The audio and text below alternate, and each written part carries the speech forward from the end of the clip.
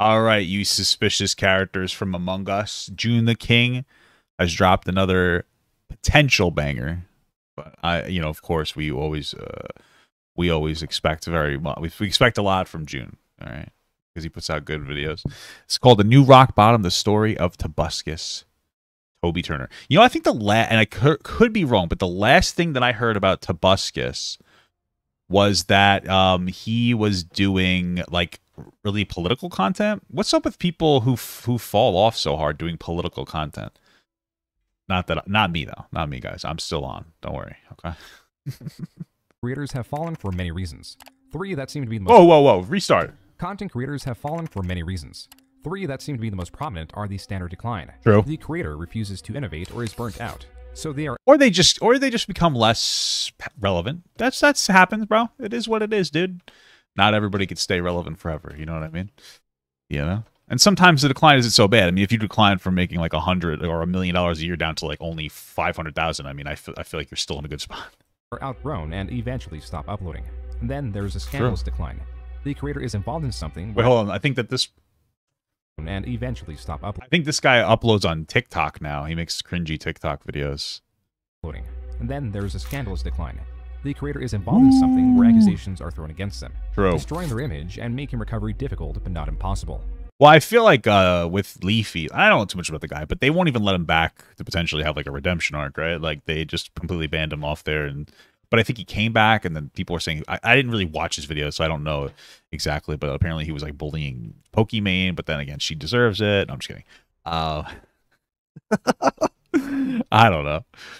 But okay. But he's just banned from YouTube. He just couldn't come back even if he wanted to, I didn't want to do this dungeon. What the fuck is this? Political decline, where the creator themselves opts for controversial content, often dividing their fanbase and sullying their image. True. Throughout this Rise and Fall series, we have seen many fall into one or two categories, but never three. Until Tobuscus. His story getting wilder as it progresses. After being accused of substance abuse, cheating, and much worse things, slowly but surely his vlog channel went off the rails, and it's only amplified by his manic personality and increasingly controversial videos that reach new levels of unsettling. This is all to say that there are virtually no creators that follow what was that one called? New levels of unsettling. I met Kyle Rittenhouse. Okay, well, I guess... yeah, that's a little bit of that's probably a social suicide. I guess. I mean, do your thing, I guess, though. Kyle Rittenhouse, huh? Wow. Okay, cool. This is all to say that there are virtually no creators that follow the bizarre downfall of Tobuscus.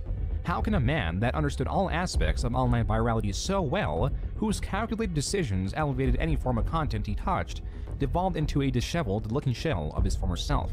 He's just based, I guess. Incomprehensible political rhetoric and absolutely zero-effort vlogs. Okay. That answer does not come easy, but an attempt will be made to answer it as we go through the rise and fall of Tobuscus. The rise and fall of Tobuscus. Ooh, the music is a bop, though. I'll tell you that.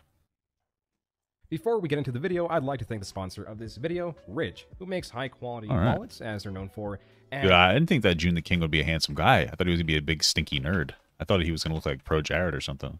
Sorry, no, sorry about it, shame. But anyway, he's not a bad-looking guy, dude. He's pretty much an alpha Chad. Containers, which is something I didn't know they make, but I'm glad I found out they do make them. So if you're interested in getting the last wallet you'll ever need, go ahead and go to ridge.com/June and get yourself one of these. I do want to showcase this, which is the wallet I was using before, and my new wallet, which is Ridge. And just look at the size, the difference. So this thing is definitely very space efficient, which I do like. Like, I don't like fumbling around with like a traditional keychain, but this key case just lets you access your keys, kind of like a Swiss Army knife, but like way easier to use. This thing is just really simple. Well, I'm going to skip through this ad, but what I will say is I used to put my keys in my mouth to open my door. I'd be like, okay, just to kind of, like I put my key in my mouth real quick. This way I can kind of adjust myself, open the door. Got sick a lot. Stopped doing it. Stopped getting sick. So if you're putting keys in your mouth a lot, just don't do it anymore. That's all I have to say, dude. Back to the video. To break down Toby Turner, it's best to start from his upbringing. Born on March 3rd, 1985 in Mississippi, but growing up in Florida, his development there no doubt played many roles. Well, of course he's a fucking, super, a staunch conservative then. Grew up in Mississippi. All right. Into the type of adult he'd become. Like his gravitation towards social environments may have been nurtured from the daycare his mother ran when he was younger, and was often surrounded by children his age. Other aspects of his childhood, like taking piano lessons up until around 14 years old, set a foundation for a creative outlet and gave him the basics to learn other instruments.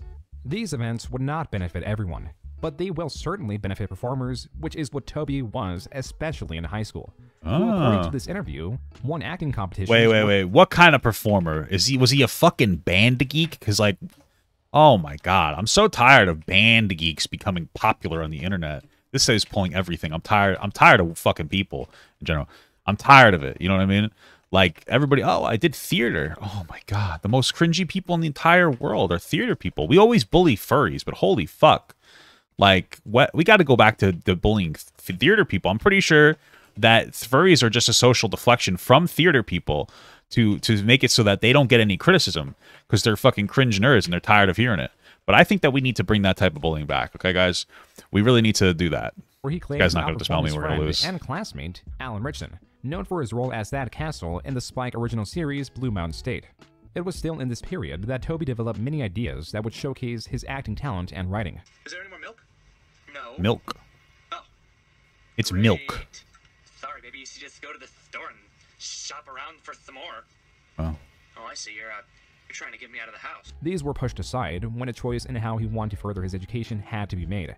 So influenced by his mom, who he has great respect for, and with the help of his scholarship due to his superior performance in high school, he decided to become a dentist and began studying at the University of Florida.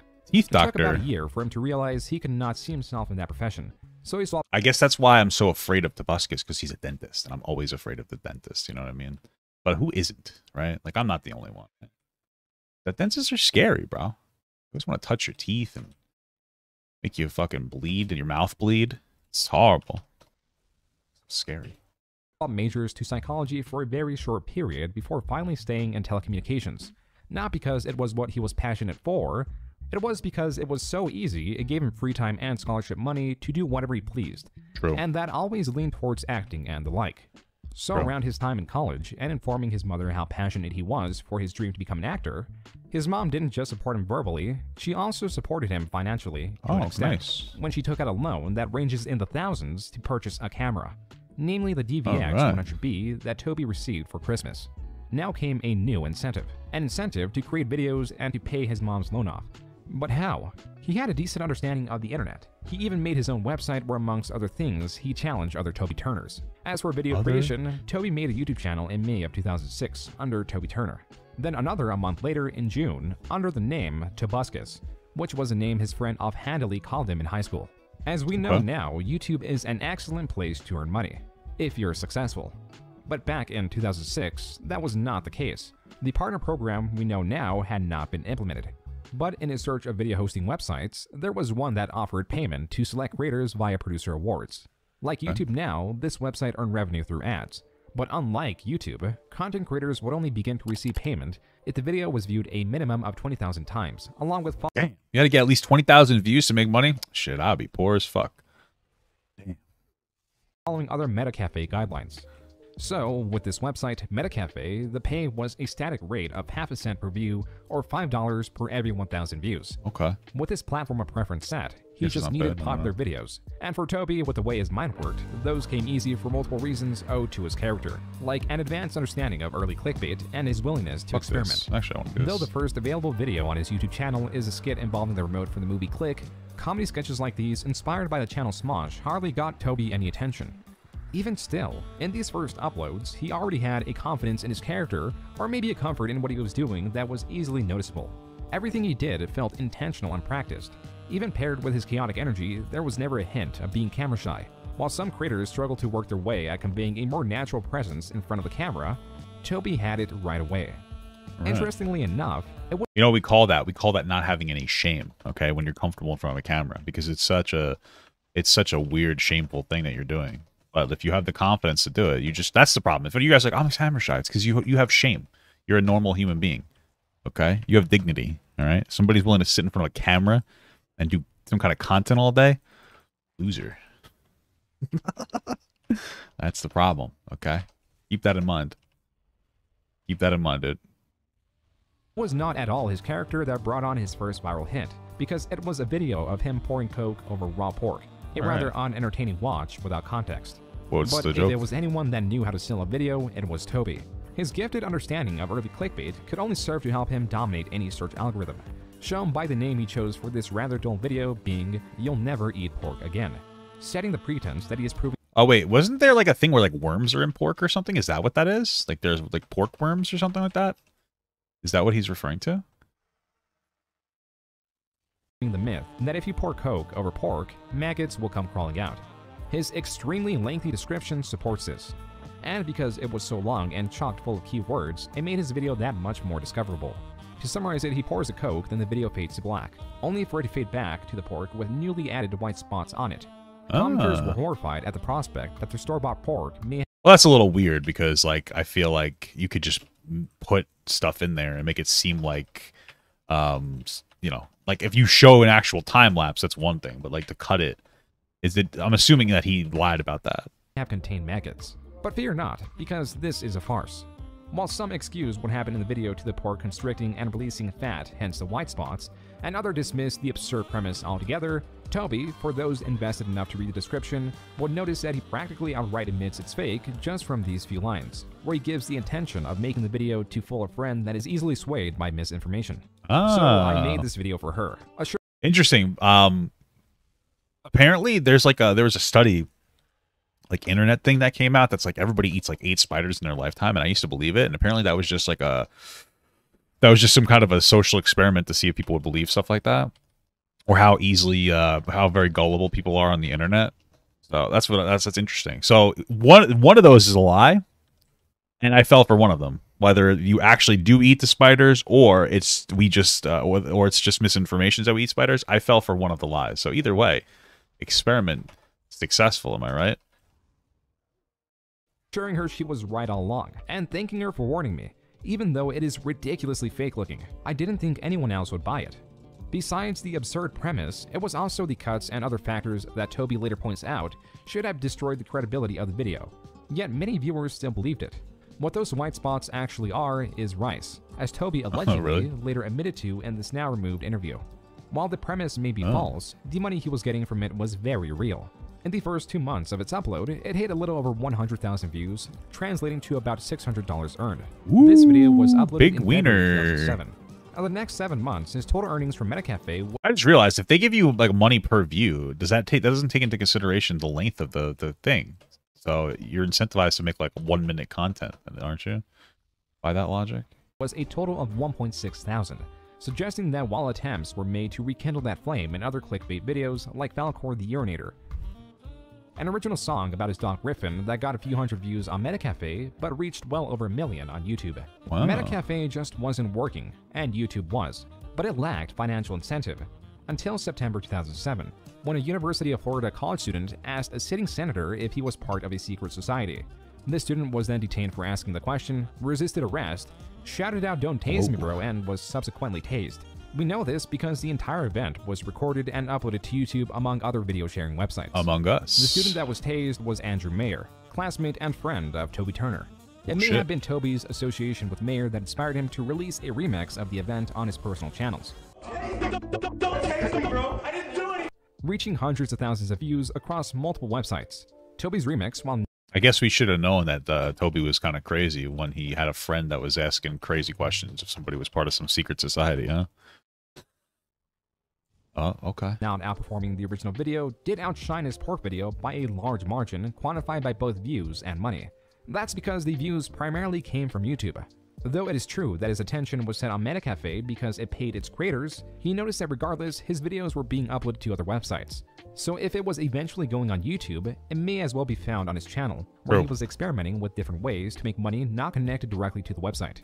Like a ringtone of the remix, going for about $1, and more famously, the large variety of products like shirts, mouse pads. Damn, I forgot about that. You used to pay for ringtones for $1. I guess, do you still do that? I don't even know. I don't even give a fuck about ringtones. It was so cool to have a cool ringtone. I think I ended up having like one of those old stupid, like, nerd songs from like the 1600s or whatever, like Mozart on mine. Sound like a fucking abysmal dog shit, but, you know. Still something, I guess.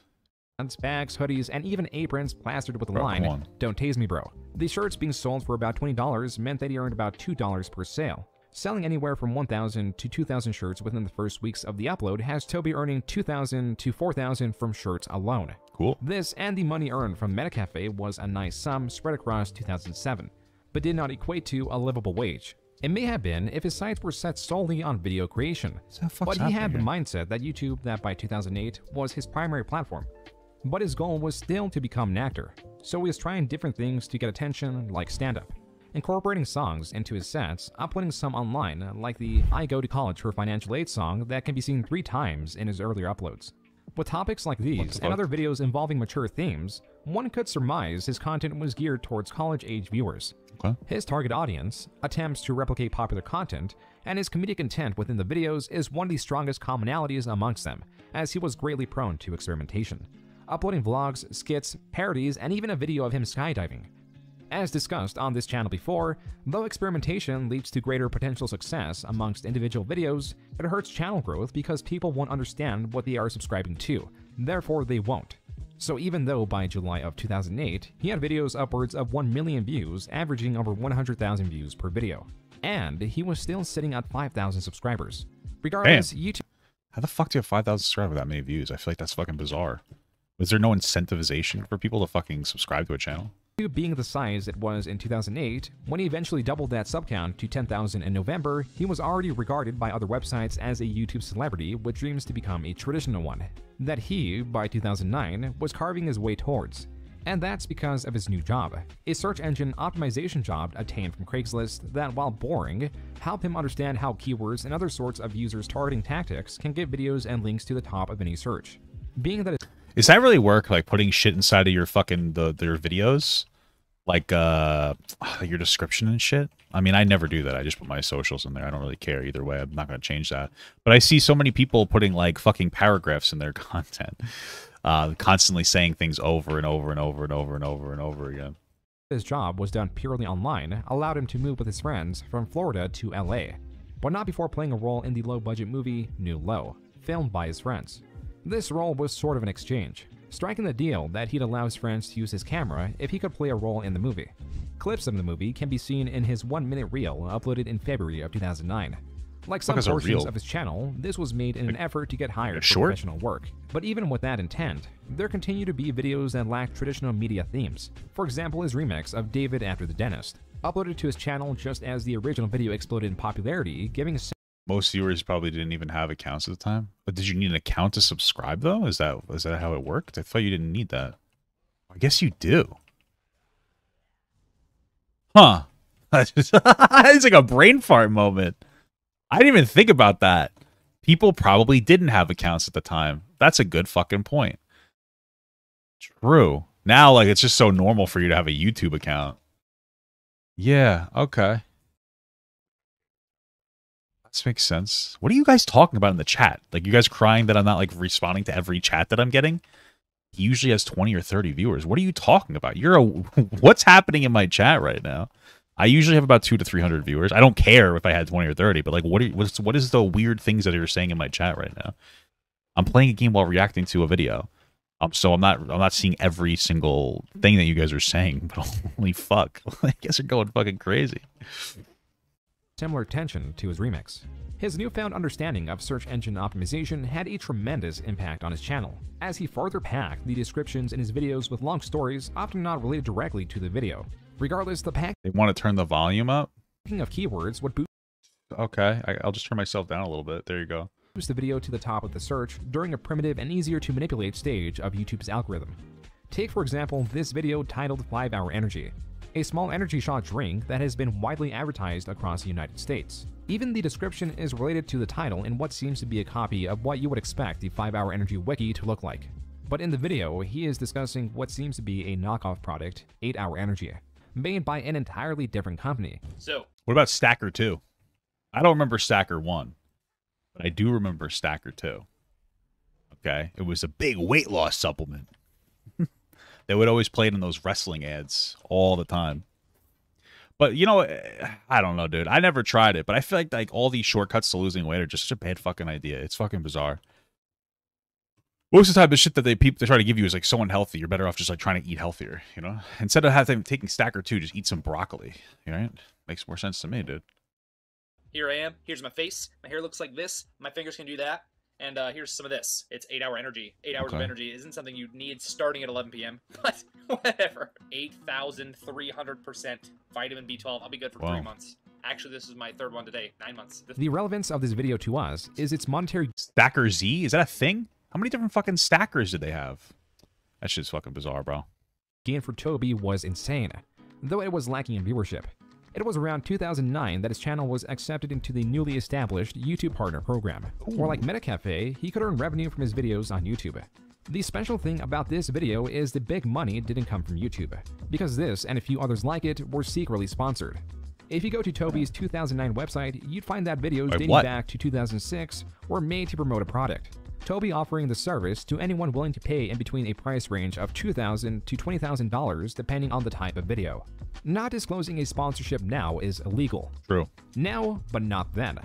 Though due to deceptive videos like Toby's that had no disclosure that they were being paid to promote a product or received a benefit from the company caused changes to happen. Changes like requiring creators to clearly disclose their sponsorships taking effect the year of the video's release.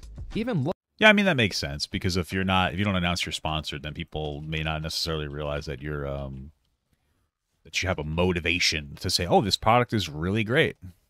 You know? That's why I always tell people I'm not sponsored by anything.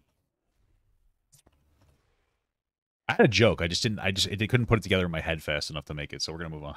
Looking at the sponsors that approached Toby, if not made clear before, it was made clear now that his audience was much older. Starting from not only his refocusing on uploading YouTube content, but also taking advantage of a second channel, Toby Turner, that was to host all his vlogs, leaving the higher quality content to his main channel, allowing for a consistent stream of higher effort videos that really started to take hold during October of 2009. The videos uploaded from here on were almost solely focused on other popular media and memes. This leads us to his first virally recognizable series, Literal Trailers, starting with Literal Clash of the Titans trailer parody, uploaded on December 8, 2009. And where Toby describes exactly what's happening on screen, from the editing transitions and the actions the characters are performing, describing what's happening in the trailer that both matches the sound effects and the music used in the original. Slow zoom on the desert, there's flags, evil guy cut loco. Didn't really see his face, ruins with a snake. Scared guy looks around, turn around, snake touch, turn blue. The funny thing is, maybe that's kind of cringe. I mean... that was his content. Okay, maybe that's why he fell off a little bit. It's a little weird. That definitely gives me the energy that he did like theater. You know what I mean? Is that this video is regarded as the success that kicked off his first real series, that like his skits was inspired by something else. There were many literal versions of videos describing what was happening on screen. Those were mostly covering music videos, as the trend started from this viral 2008 video that popularized the format by using the song Take On Me. But at the time, Toby's video was a massive failure. It did terrible when compared to his other random uploads. But in the end, what made it successful alongside other new series like his Facebook game parody commercials was consistency. That was a difference between his slow growth between 2006 through 2009 to... I mean, maybe that's why, like, dude, I feel like nowadays, like, those short videos on YouTube just don't do necessarily that well. Sorry, there's a goblin in here. It seems like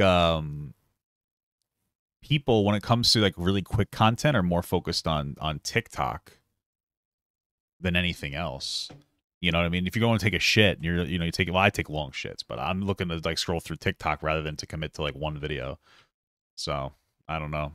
I get that the shorts are starting to like hit a little impact, but I feel like a lot of people who make that shorter version content, it's just not as successful because people are more interested in like sitting down. I don't know. YouTube now just seems to be like, hey, I'm doing homework or I'm doing something. I'm playing a video game. I'm doing this. I'm doing that. So I'll listen in. And TikTok is more like, I just want to like fucking scroll through for instant gratification and try to find that like 15-second video I want to watch, you know, kind of a thing. To him rising to the top of YouTube starting 2010. To break it down, from the start of 2009 to the end of it, Toby went from around 10,000 subs to 75,000.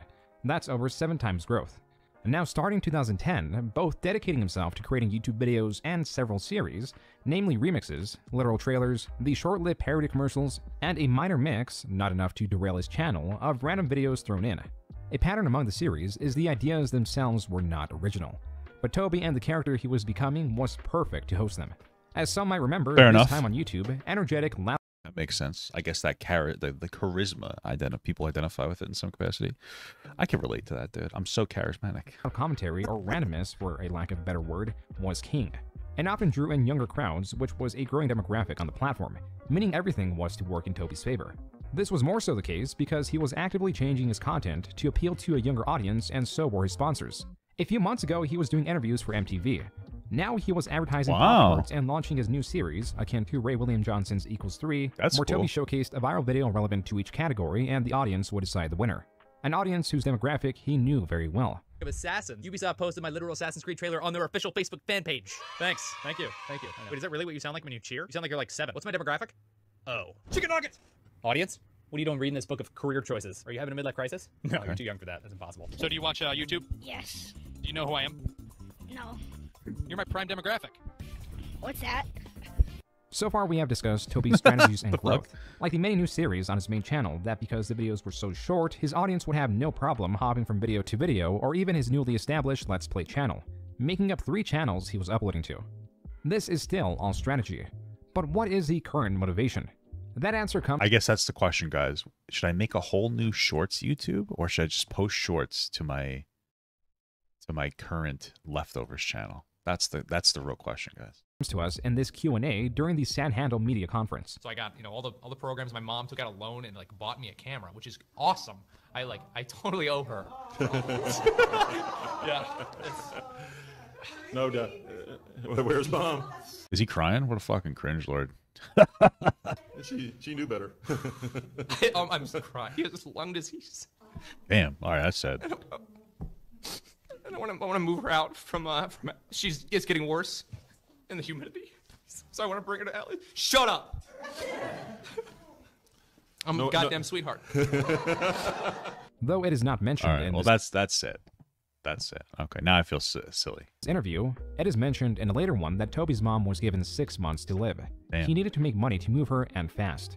He also needed to pay his newly hired crew to help with the productions of his videos. The crew was mainly made up of his friends that he filmed the movie New Low with. One could argue that he hired them because he had such a close relationship with them.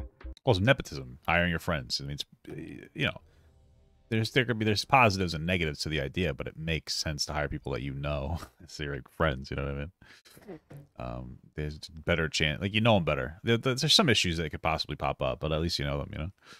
But it turns out that they were quite talented within their own right, because in early 2010, their movie made it to Sundance. The good thing That's for nice. Toby was that everything business-wise was working in his favor. In less than a year's time, he went from uploading videos joking about celebrity Liz Tyler's virginity, shooting guns, and being contracted for interviews for MTV, to having a set schedule on a rapid-growing and brand-friendly channel. And like in 2009, in 2010, his subscribers increased sevenfold to around 600,000. Not an insane number by today's standards, but in December of 2010, I feel like that's good as fuck, dude. I wish I had. Well, I don't really care about subscribers. I want more traction, but that's pretty cool, dude. that put him in the top 50 YouTube partners. The amount that Damn. Toby was doing Damn. around this time would be too much to cover, so things will be overlooked. The important thing now is that we understand his success, motivation, and character, so with that we can speed things up. Okay. 2011 for Toby was the true beginning of his rise. In this year alone, he was dating other popular content creators, managed to move his parents from Florida to LA, was not only contracted to create some little trailers, but also talks were in the works to make them commercials for TV, had his hand in various promotions for companies such as Treyarch and EA, and finally was absolutely dominating on his gaming channel. A channel that struggled to get any footing due to focusing less on kid-friendly or even entertainment Toby Games. but it caught its stride once he jumped on the Terraria and Minecraft trend. That had even greater influence on his main channel the following years, because it took part in creating his most viewed videos. I have a gaming channel, guys. Papa Gut Gaming. Okay. I'm starting to build it. All right. All right, guys. Come on. Go follow it. Video. Before that came Nugget and a Biscuit, dipped in mashed potatoes, then barbecue sauce. Oh, wow. Nugget, biscuit, nugget, and a biscuit, nugget, biscuit, nugget, and a biscuit, nugget, biscuit, nugget, and a biscuit. While it may not appeal to adults, this song about a nugget and a biscuit was peak humor or entertainment for a child in 2011. Damn. Why? Why was it so popular? I just don't get it. The 41 million views on the video serves as proof. That and the 2 other re-uploads of this video to his vlog channel. To get an idea of how big this number is, if its view counts was a country in Europe, it would sit at number 8. It is very big. Now double that number and add a couple more million views, and you get the I Can Swing My Sword song uploaded to Tobuscus on April 12, 2012. This Minecraft-themed song sits at 91 million views. Applying this to the previous example would make it the top European country in terms of population, not including Russia. This caliber of success for a YouTuber was wild. If you were watching Cartoon Network in 2012, you may have seen him on TV as he played a role in the Annoying Orange television series. That's why he fell off, because Annoying Orange was fucking actual vomit. Okay, gotcha. Now I get it. Other series he was involved in, with the first episode airing around June of 2012. In July, he promoted NCAA Football 2013 via a video on his channel. This about 4-minute-long video, in its entirety, was taken by the sponsors and used as what seems to be pre-roll ads on other YouTube videos. Not exactly a rare tactic, but to some it was unfair. Enter DSP. Not pleased at the fact that the successful Toby DSP is part of this lore? Oh my goodness, he's the most successful guy that... DSP, damn.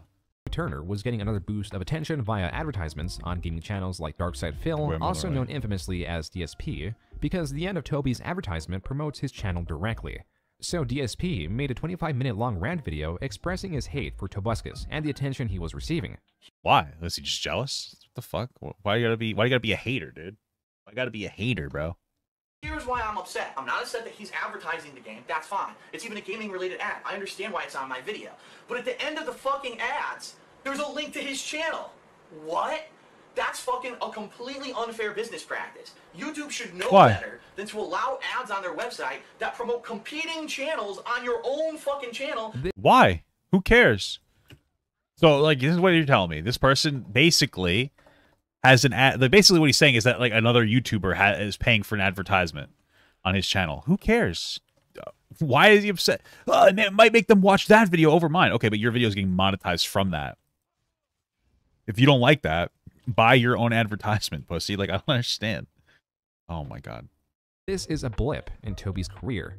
The Why? most minor of controversies shows how clean his content was for this to become the biggest issue for him at this time. Was it Even an so, issue? there were minor issues arising. Like his friendly competition with rising star PewDiePie came to a head when PewDiePie— Wait, was that actually a controversy, or that wasn't just complaining from like a fucking dumb fuck? Like, I don't understand. Who cares if it's on there? I don't see like how it's unethical. I don't give a shit. I don't understand. Like, if somebody paid to advertise their YouTube channel, like on my YouTube channel, I'm getting paid, baby. You know what I'm saying? Like, who gives a shit? How is that a fucking issue? I passed him subscriber-wise in October of 2012. His role alongside other YouTubers in the poorly received Smiley movie is no doubt a stain on his acting credits. And finally, in late 2012, while dipping in and out of the top 15 most subscribed YouTubers, the highest he'd ever been in the YouTube rankings, he was fired from his role in the Cute Win Fail series. You may be asking how. It was just Toby on his channel reviewing— It was a different time? But who cares if it's a different time? That's still fucking nerd loser shit. People are fucking losers. You know what it is that when you say it's a different time, it's like people were allowed to get away with saying dumb shit. Oh, it's on my YouTube channel. People have such dumb fucking rules and some shit online. Like, it's actually childish how terminally online some people are. It's fucking nut bars, bro. 3 viral videos. And yes, at the surface it was that. But peeking underneath, those videos and the series itself was owned by Fishbowl Media, founded by Vincent John DeBona, the producer of MacGyver, Entertainment Tonight, and America's Funniest Home Videos, a TV series showcasing crazy home videos. I know that, As the internet and YouTube grew, the viral videos became a staple on YouTube, outshining series like AFV. But not DeBona. With his founding of Fishbowl Media, he was able to license the one-hit wonders that are viral videos and allow other users to use them however they saw fit, for a prize or a contract in Toby's scenario. It supplied him with viral videos and the show itself for what seems to be 3 uploads a week. The video upload would remain on his channel for 7 days before being re-uploaded to the official Cute Win Fail channel that was not in his ownership, but it seems it was later contracted to be advertised at the end of his videos. In this video, it was previously mentioned how this was like Ray William Johnson's Equals 3, but it wasn't like, it was exactly the same format as Equals 3. As per the name, Equals 3 always showcased 3 viral videos. The difference is that Ray— I mean, is that a controversy as well? I feel like who cares? Like, different people will do similar formats all the time. It's just like different people doing it. Who really gives a shit about that? You know? William Johnson Is that a did not license controversy? them and often had issues involving copyright. Toby being contracted and given license to show these videos did not absolve him from issues because of his firing after the 100th episode. Few articles that reported on this mention a breach of contract as the reason for his termination, citing that Toby was not delivering the videos on time. This much is true. On his channel, you'll find that the uploads are all over the place. Sometimes uploading a video once per week, sometimes multiple times. It had no pattern. As for the channel Cute When Fail, it is a lazy mess that shows absolutely no effort beyond just uploading random low-quality viral videos. It was a blatant content farm that died soon after Toby's firing. Overall, this really didn't have an effect on Toby's channel because in replacement, he started a rant series and now frequently uploaded literal trailers on his channel once more. This, for a moment, did help fill that void. That's what I should do. That's what they do on TikTok nowadays. They just upload other people's viral videos, but they'll sit underneath it and do this and point up to it, you know? So maybe that's what I should do. Just like, point up to another video and just, or they'll post like Family Guy clips or clips of like a show, or that's what I should do, dude. That's what I got to start doing. I just got to accept it. Make that money, baby. Make that money. In exchange for series that required more creative output. It's not a stretch to say that Cute When Fail was easy content to produce compared to his other scripted content. It helped fill his channel with much-needed videos. Work smart, not hard. In 2011, Tobuscus had 92 uploads, 73 in 2012, 78 in 2013, which is interesting because those were all without the support of that series. There was an anomaly as over 30 of those uploads for 2013 were in August of that year, 30 of which came from the Griffin commercial playlist, a series of short videos that, like previous videos involving Toby's dog Griffin, Toby voices over the thoughts of his dog as if Griffin was talking to the camera.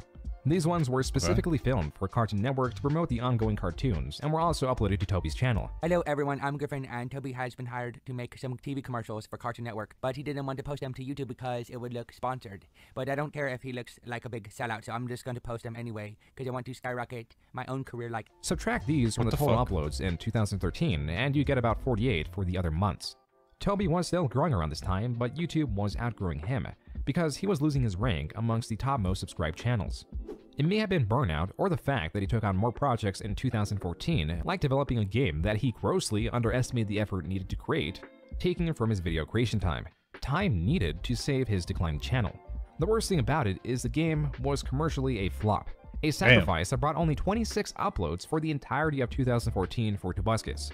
That is 1/3. Damn. That's rough, dude. It's so funny because I actually took a game in web. I have a game in web design degree actually. It was a fucking flop, honestly. I learned a lot in like the introduction course, but then like they changed teachers because they were phasing the program out. So that's some dumb fuck who didn't even really know how to make video games at all. He wasn't proficient in like Maya. He was proficient in like AutoCAD, I think it was, instead. So we learned absolutely nothing. But one of the things I remember here, one girl was arguing with our teacher. He was a good teacher too. He was like in the video game industry. And she was like, I can make a game by myself. He's like, you just don't understand the scope of how difficult it is to like do all these different things, especially with like solid quality. And she's like, I can do it. I could do it. I don't think that she ever did it.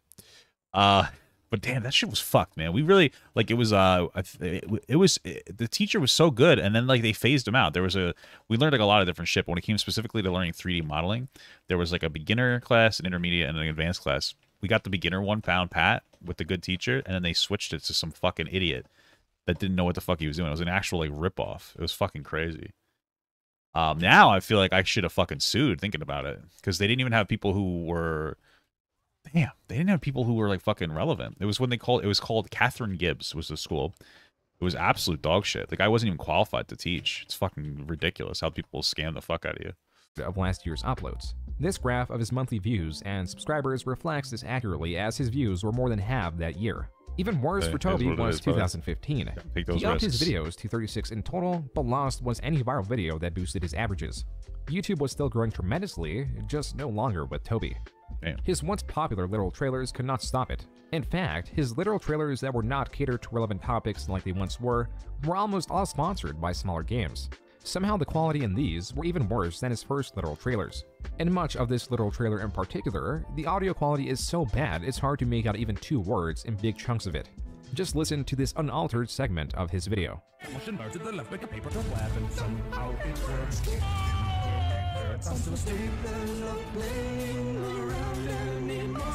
emotion, overacting wrongful, close up overacting wrong. Staples in a bunch of tags, go Berlin on his back. Lost to work. No innovations he tried were saved.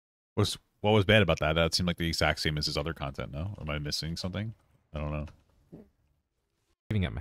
His videos were lacking in quality control, and other channels like his ex-competitor PewDiePie were evolving from Let's Plays to commentary, while Tobuscus was staying the same throughout.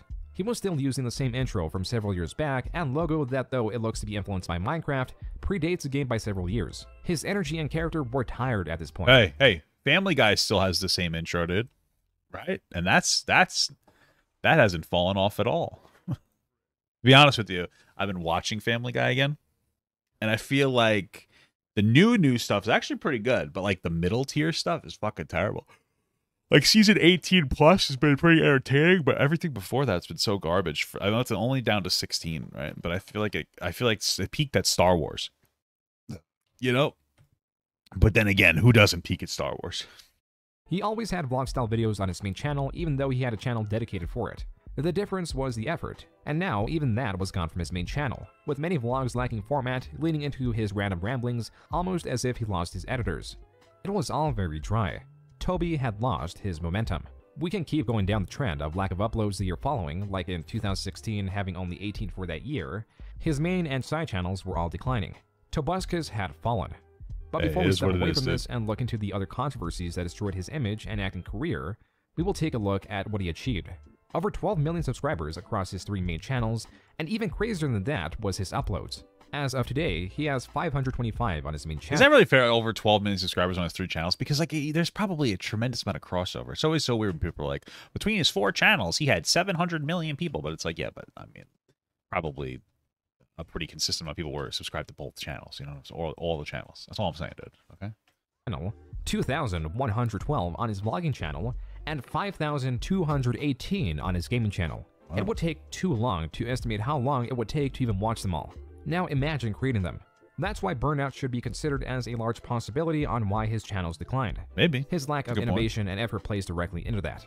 As mentioned in the intro, intro, man, you can't spread yourself too thin. You have to enjoy your time alone, you know, enjoy some time to just chillax a little bit, you know? About this video that you're watching, this is the standard fall of a content creator. YouTube outgrows them as they lose interest in the platform and lack the interest or effort to innovate. Tobuscus could have grown as large as PewDiePie, but as many creators, was now falling into obscurity.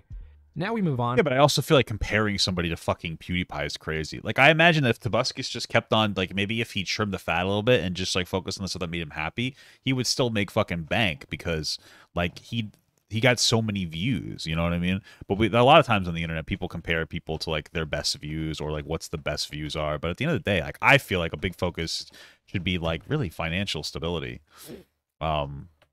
More than anything else, you know, I think that that's probably the best gauge of content is like how financially stable. There's other factors also, obviously, but I feel like that's a overlooked factor. Like, oh, how well are they doing? Can they sustain a career? You know, are they able to just chill, be happy, kind of a thing, stuff like that? Are they honest in their content that they're putting out? You know. On to the next type of decline. Ethan decline. The controversy that destroys the creator's image. Or for Toby, that was April and April.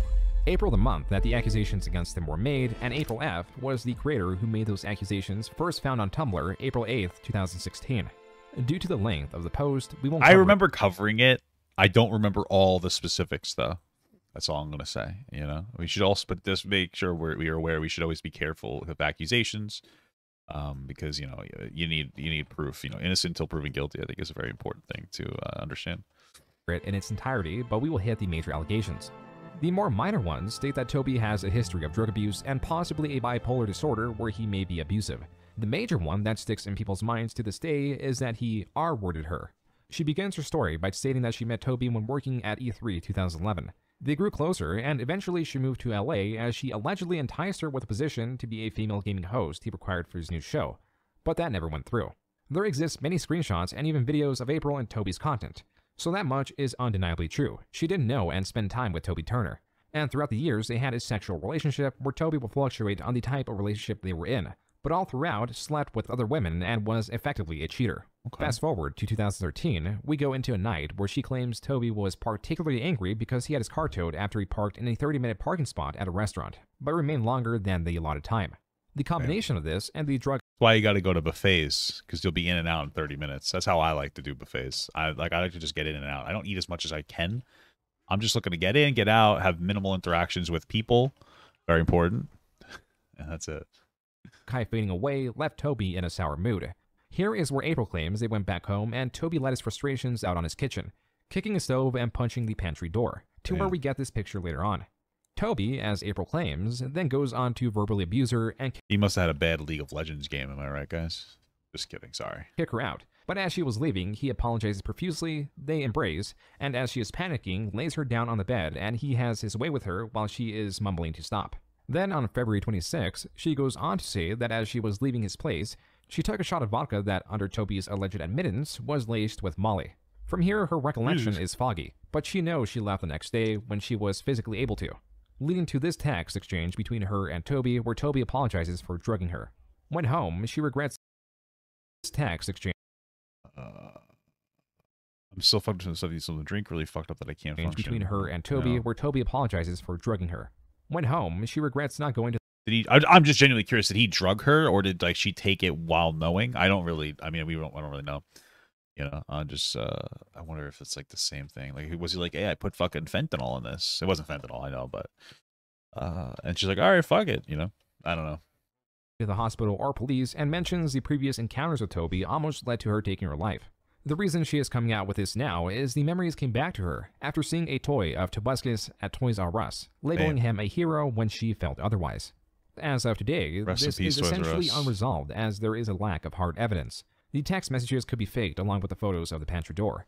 There's also the standard complaint of people asking, well, listen, I don't know the specifics. I'm not going to like heavily speculate, but it's also possible that like some of the things did happen, but the framing isn't entirely accurate necessarily. And I'm not saying that it isn't. I'm just saying that that's also possible as well. You know what I mean? He might have got angry and broke a door, but you know, he may not have done the non-consensual part of it. I don't know. I'm not saying that he did or didn't. I'm just saying that like a lot of times when people give out information, not everything is inaccurate. There are parts of it that are accurate still, but some of it may not necessarily be as accurate. Why she didn't go to the police, though she claims she did in recent time. Regardless, with the current evidence, it's hard to prove either side. The thing is, her accusation was not the only one. There was this one by Claire Lourdes released the same day that stands with April, stating that she had a similar experience, but refuses to divulge any details. Then a day later, Amelia Talon. I'm here to back up April in the fact that I do not doubt her story at all. What she wrote is something I could have written, and I've witnessed firsthand what he does to other women. He's very aggressive sexually. I've seen him grope and tear pants off of women in front of me. So let's start with... Okay, I just want to be very clear. Being aggressive sexually isn't the same as sexually assaulting somebody. I'm also very sexually aggressive, but it's all consensual. You know what I mean? Like, it's... You know, I'm just saying that those words don't necessarily indicate some kind of like predatory behavior or something like that. With the drug abuse, he's tried to push weed and Molly on me plenty of times. I've taken Molly with him willingly, but I was heavily pressured to do so. And even on one occasion, he had Molly on his tongue and he kissed me and I didn't know it. And so I had to take it because it got into my mouth. So that was great. So I don't doubt that he put drugs into her shot. During this whole time, he would waffle. He was just a bipolar mess. Would say one second how he really wants to get to know me, and then another second he would say, I need space and I need you to leave. He would also try to get me to move in with him, and there are many occasions in which I found other women that I caught him with, and that he's even admitted on his own in text message. Her now deleted video backs up April's claims of Toby's sexual aggressiveness, cheating, and drug abuse. But there were other opposing perspectives uploaded a few days later, like Tara Babbitt's video where she, like the other women, had a sexual relationship with Toby but did not seek out commitment, as she was already in an open relationship. In this video, Tara backs up the claims that Toby had a serious drug problem, and would often lie about his sexual relationships. She kicks it off by rebutting Amelia's claims that Toby drugged her unwillingly by saying that the day she was introduced to Toby, Amelia did drugs on her own accord and slept with Toby all while being married. She knows this because she's the one who introduced them. So I guess let me just tell you my story. But to preface this, if you did watch Amelia... I mean, this is what happens when people mix, you know, sex and fucking work, I guess. I guess people have been doing it for a long time, but now it's in like a public stage. I mean, listen, I don't know what is and isn't true, and I'm not saying that this is absolutely true, but what I will say is that there are times where people will consensually engage when it comes to this kind of shit. And then sometimes after the fact, they might want to ruin somebody's career. And I'm not saying that that's what they did. I don't know the specifics. I'm just saying that that's something that happens. That can happen sometimes. It's important to be skeptical, reasonably skeptical, you know? Talon's video where she talked about Toby. I was actually the girl that she mentioned in the video who introduced them. And one thing to kind of prove that everything is based on perspective is that she left a lot out in that video. She completely victimized herself, which is fine. I mean, some shitty shit happened to her. But she didn't mention that when I introduced them, she was married. And she went ahead and slept with him the same day of her own accord. Okay, well, if some shitty shit happened, like, that sounds dismissive. Yeah, some shitty shit happened, but she cheated on... Okay, who cares if she cheated? If some shitty things happen, if, like... he actually did something like that to her, then like it's more than just shitty things happen, you know? And took Molly the same day of her own accord. And the reason that I stopped talking to her, among many other things in our relationship beforehand as models and as gamers and as friends, was because on the car ride home, she told me that she, something along the lines of, finally knows what love feels like. And to me, that was just like, this is fucking crazy. As for the claims of violence, she opposes that as well, as Toby, according to her, was unwilling to even choke her at her request. She also says she only received praise from him. And as far as being sexually abusive, I remember one time that I asked him to choke me and he felt really bad about it and only did it for like 2 seconds very lightly. I can't imagine him being more rough than I would want. And yeah, I like rough sex, but that's just not the relationship that I had with him. I had no problems with that. And as far as verbal abuse, I can't even imagine that really. He said nothing to me but that I'm perfect, I'm amazing, I'm gorgeous, I'm awesome. There was never any talking down to me or anything like that. Again, not saying that these things didn't happen. I just feel like there's different contexts to different things and you can't just immediately paint someone as a villain, especially just because you heard some shit on the internet. From her experience, she believes Toby, still being a very troubled person, would not force himself on someone, though he was very pushy at times. When you read the blog post from that girl April, it's just like she keeps going back and, you know, at some point, you know, fool me once, shame on you, fool me 100 times, it's kind of my fault too. And I'm not saying that Toby is without his flaws, because he is definitely a sadly flawed human being. He's fighting demons that none of us understand. So to sit there and judge him just because you saw him as someone who is some heavenly non-human being because he was an idol to you, it's just a little ridiculous. I've never had him force himself on me. I've never had him feed me anything without my knowledge. When I firmly say no, no meant no. And I also saw him interact with a lot of other girls. So I feel like these girls that are making these hate posts about how he's or forcing drugs on people, if that did happen, which I don't know and you don't know either, because you weren't there, I really don't feel like Toby could have possibly had malicious intent. Others share this image of Toby, a serial cheater to the point that you can find someone he hadn't cheated on in recent time. Most famously though, he cheated on Jacqueline Glenn, a person Tara promoted in her video as covering the situation better. After all, she was— I literally just don't care. Like with the whole, like, listen, the other stuff, the serious allegation, I totally get that, and that you know, we don't know what's going on, so I don't want to like heavily speculate. But I mean, like, who fucking cares if somebody's cheating? Like, it's so boring because a lot of times people will, especially since, like, you know, it's like every time somebody's talking about cheating, it's in some weird context of sexual assault, like on the internet. Like, it's so bizarre. I don't know. I mean, it's not, you shouldn't be cheating, but like, I feel like people care too much about dumb shit. I don't know, but okay, whatever. An ex of Toby Turner. In Jacqueline's video, she reinforces the returning image of a drug abuser that requires praise and attention from others, but also that whenever she puts her foot down, Toby will not push her any further to do anything she did not want. Just because I felt pressured to do things that made me kind of uncomfortable does not mean that I was forced to do them. And I feel like that's where a lot of people go wrong in situations. Like, rather than admit that they did something that maybe they feel ashamed about, they will just blame it on some other factor, like the person pushed me to do it. That's true. I mean, I get that, you know. I mean, there's like a fine line between forcing somebody and pressuring somebody's still not a good thing. But like, there's, you know, there's times where people feel pressure to do stuff. Like, for instance, there's girls that I slept with who are fucking dog shit ugly, but I feel bad, so I still sleep with them, you know. In my past, obviously. You know what I mean? Like, you meet a Decepticon on Tinder, and like you guys are ready to do a hookup, and then like you turn the lights on, and you're like, wow, holy fuck. And you're like, you know what, but I kind of feel bad, so I'll go through with it, you know? You know what I mean? You know, he's the kind of person that likes to be praised. He likes compliments. He likes his ego to be inflated. Okay. He likes to feel attractive. He likes people to want him. I think that's part of the reason why monogamy is such an issue, because he likes feeling wanted. Story. You know, I've never said no and been forced to do anything, ever.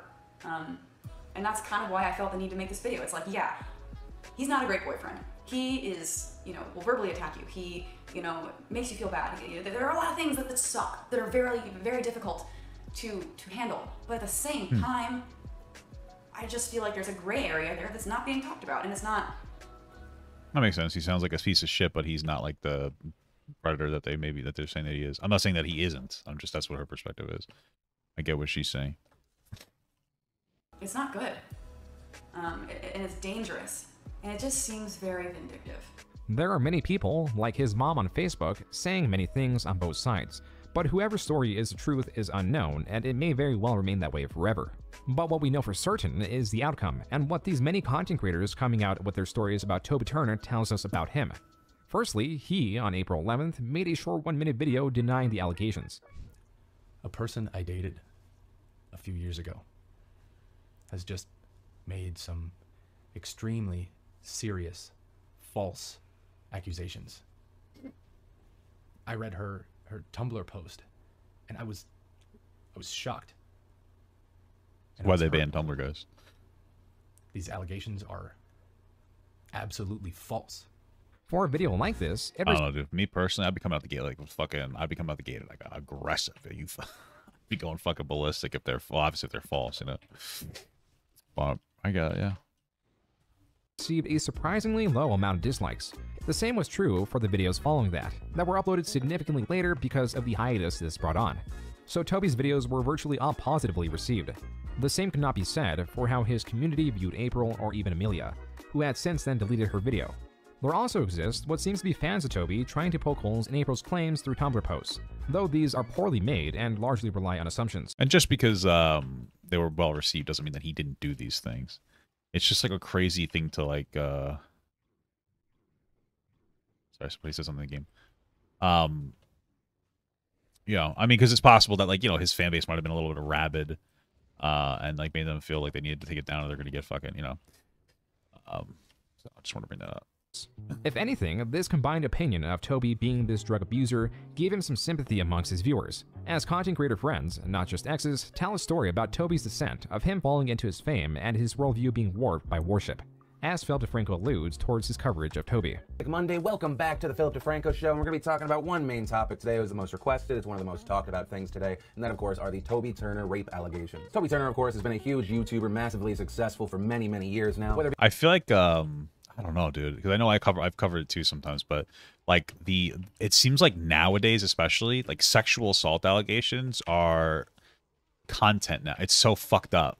It's fucking crazy. Like our perspective on some of this shit. Oh, this guy's an idiot for playing this. Holy fuck.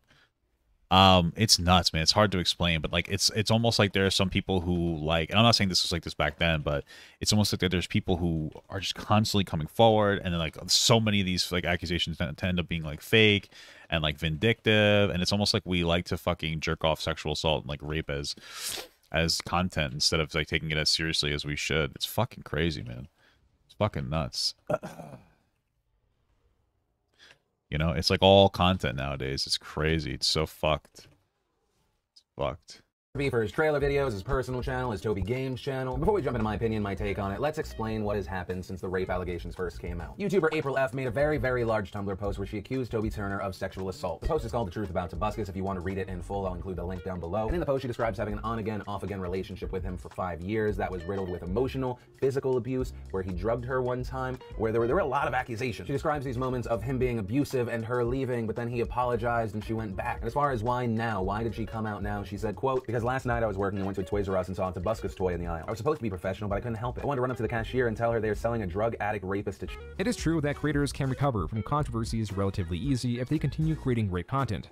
But controversies as severe as what Toby was being accused of would theoretically make that more difficult.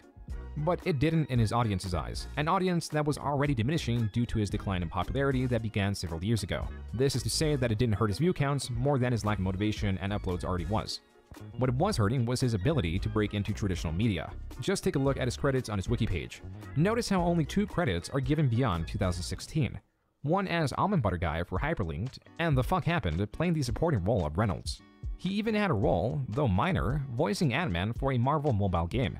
But like this toy line and other products... That's so fucking crazy. I didn't know this guy was so fucking viral. He was literally in a fucking Ant-Man, like he was a voice actor in a fucking, even if it's like a small mobile game. That's nuts. I wonder how much of his cancellation was because of what actually, or what is speculated to have happened, versus how much of it was just like mental despair or something, like making demotivating him, making him not want to make content anymore. You know what I mean? I truly wonder. Sorry. Just give me a second. Promoting him, it vanished.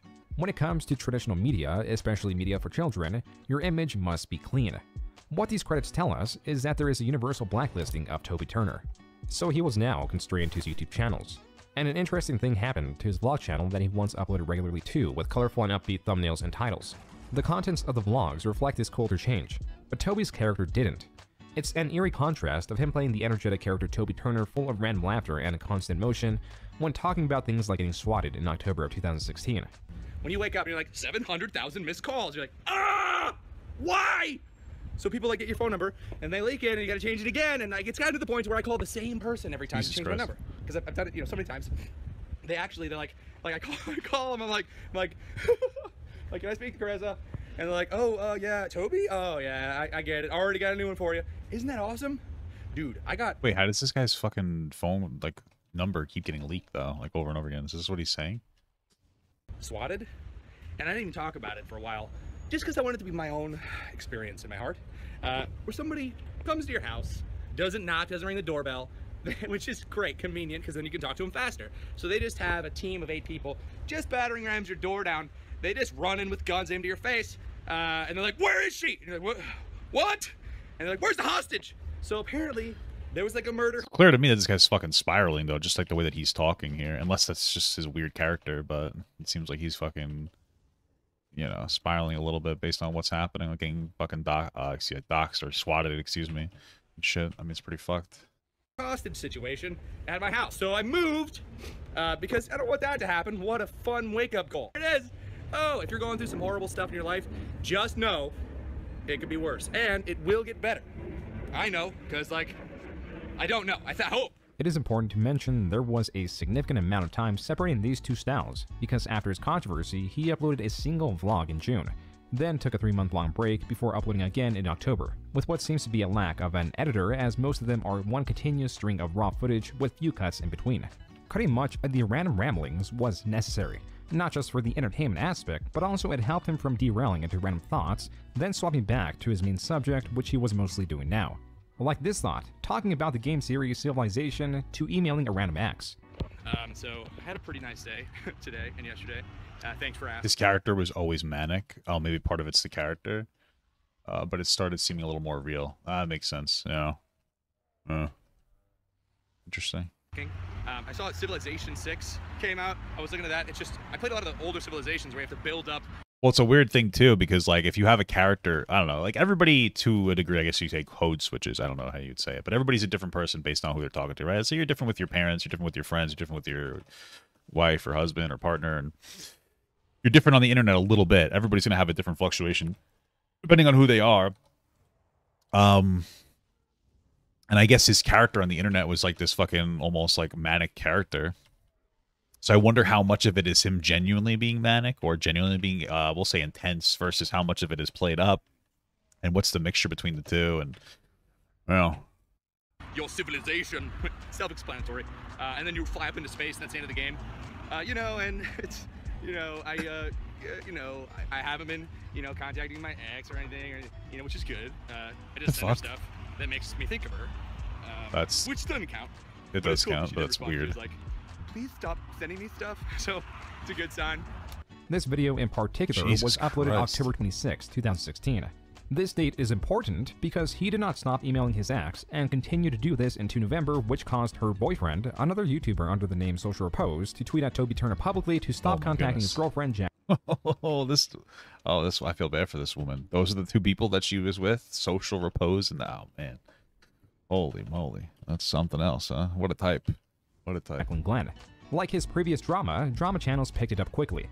Toby, a day later, responded with his own video stating he wasn't aware of Jacqueline's commitment in her relationship. I sent an email, maybe you heard about it, to my ex the other day, like, you know, professing my love and stuff, like pitiful ex-boyfriend, and you know, I thought it was sweet. I didn't think it was, you know, a big deal. And then it sounds, based on the context, it sounds like a little weird and like obsessive, and I could see why she'd be upset for sure.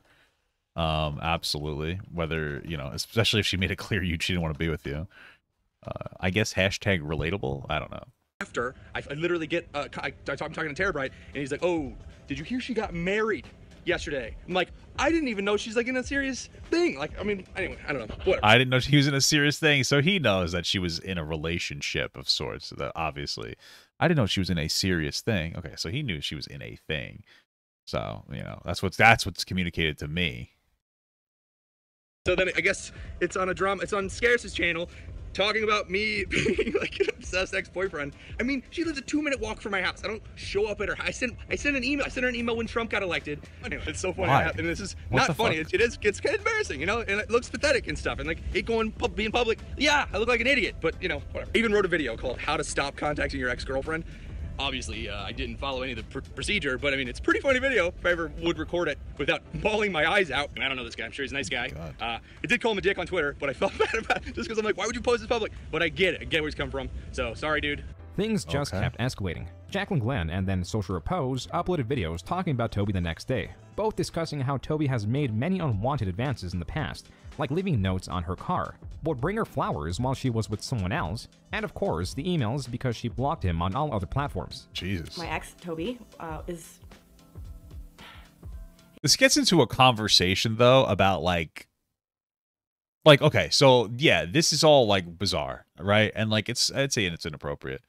But it gets into a conversation of like how appropriate is it to talk about this publicly? Like truly call the police, get a restraining order. Why make this a public thing? Why shame him publicly instead of like, listen, get a restraining order, call the police, get a restraining order, but why make it public? Like, you know what, why there's just like this weird lack of, I don't know how to say it. There's just like this weird lack of boundaries on the internet where it's like people still have offline lives. This is related to his offline life. It makes him weird. It doesn't make him like a bad person, but it definitely is like, I would say, inappropriate. But like, why does this need to be like public? You know what I mean? Why does this need to be something that like he's now publicly shamed for? Like, get a restraining order, call the police, do something like that, you know? But I don't know. It seems kind of like weirdly inappropriate to turn it into like fucking content, be like, or you know, scream about it on the internet and shit like that. That's just my fucking opinion, but not respecting my request to be left alone.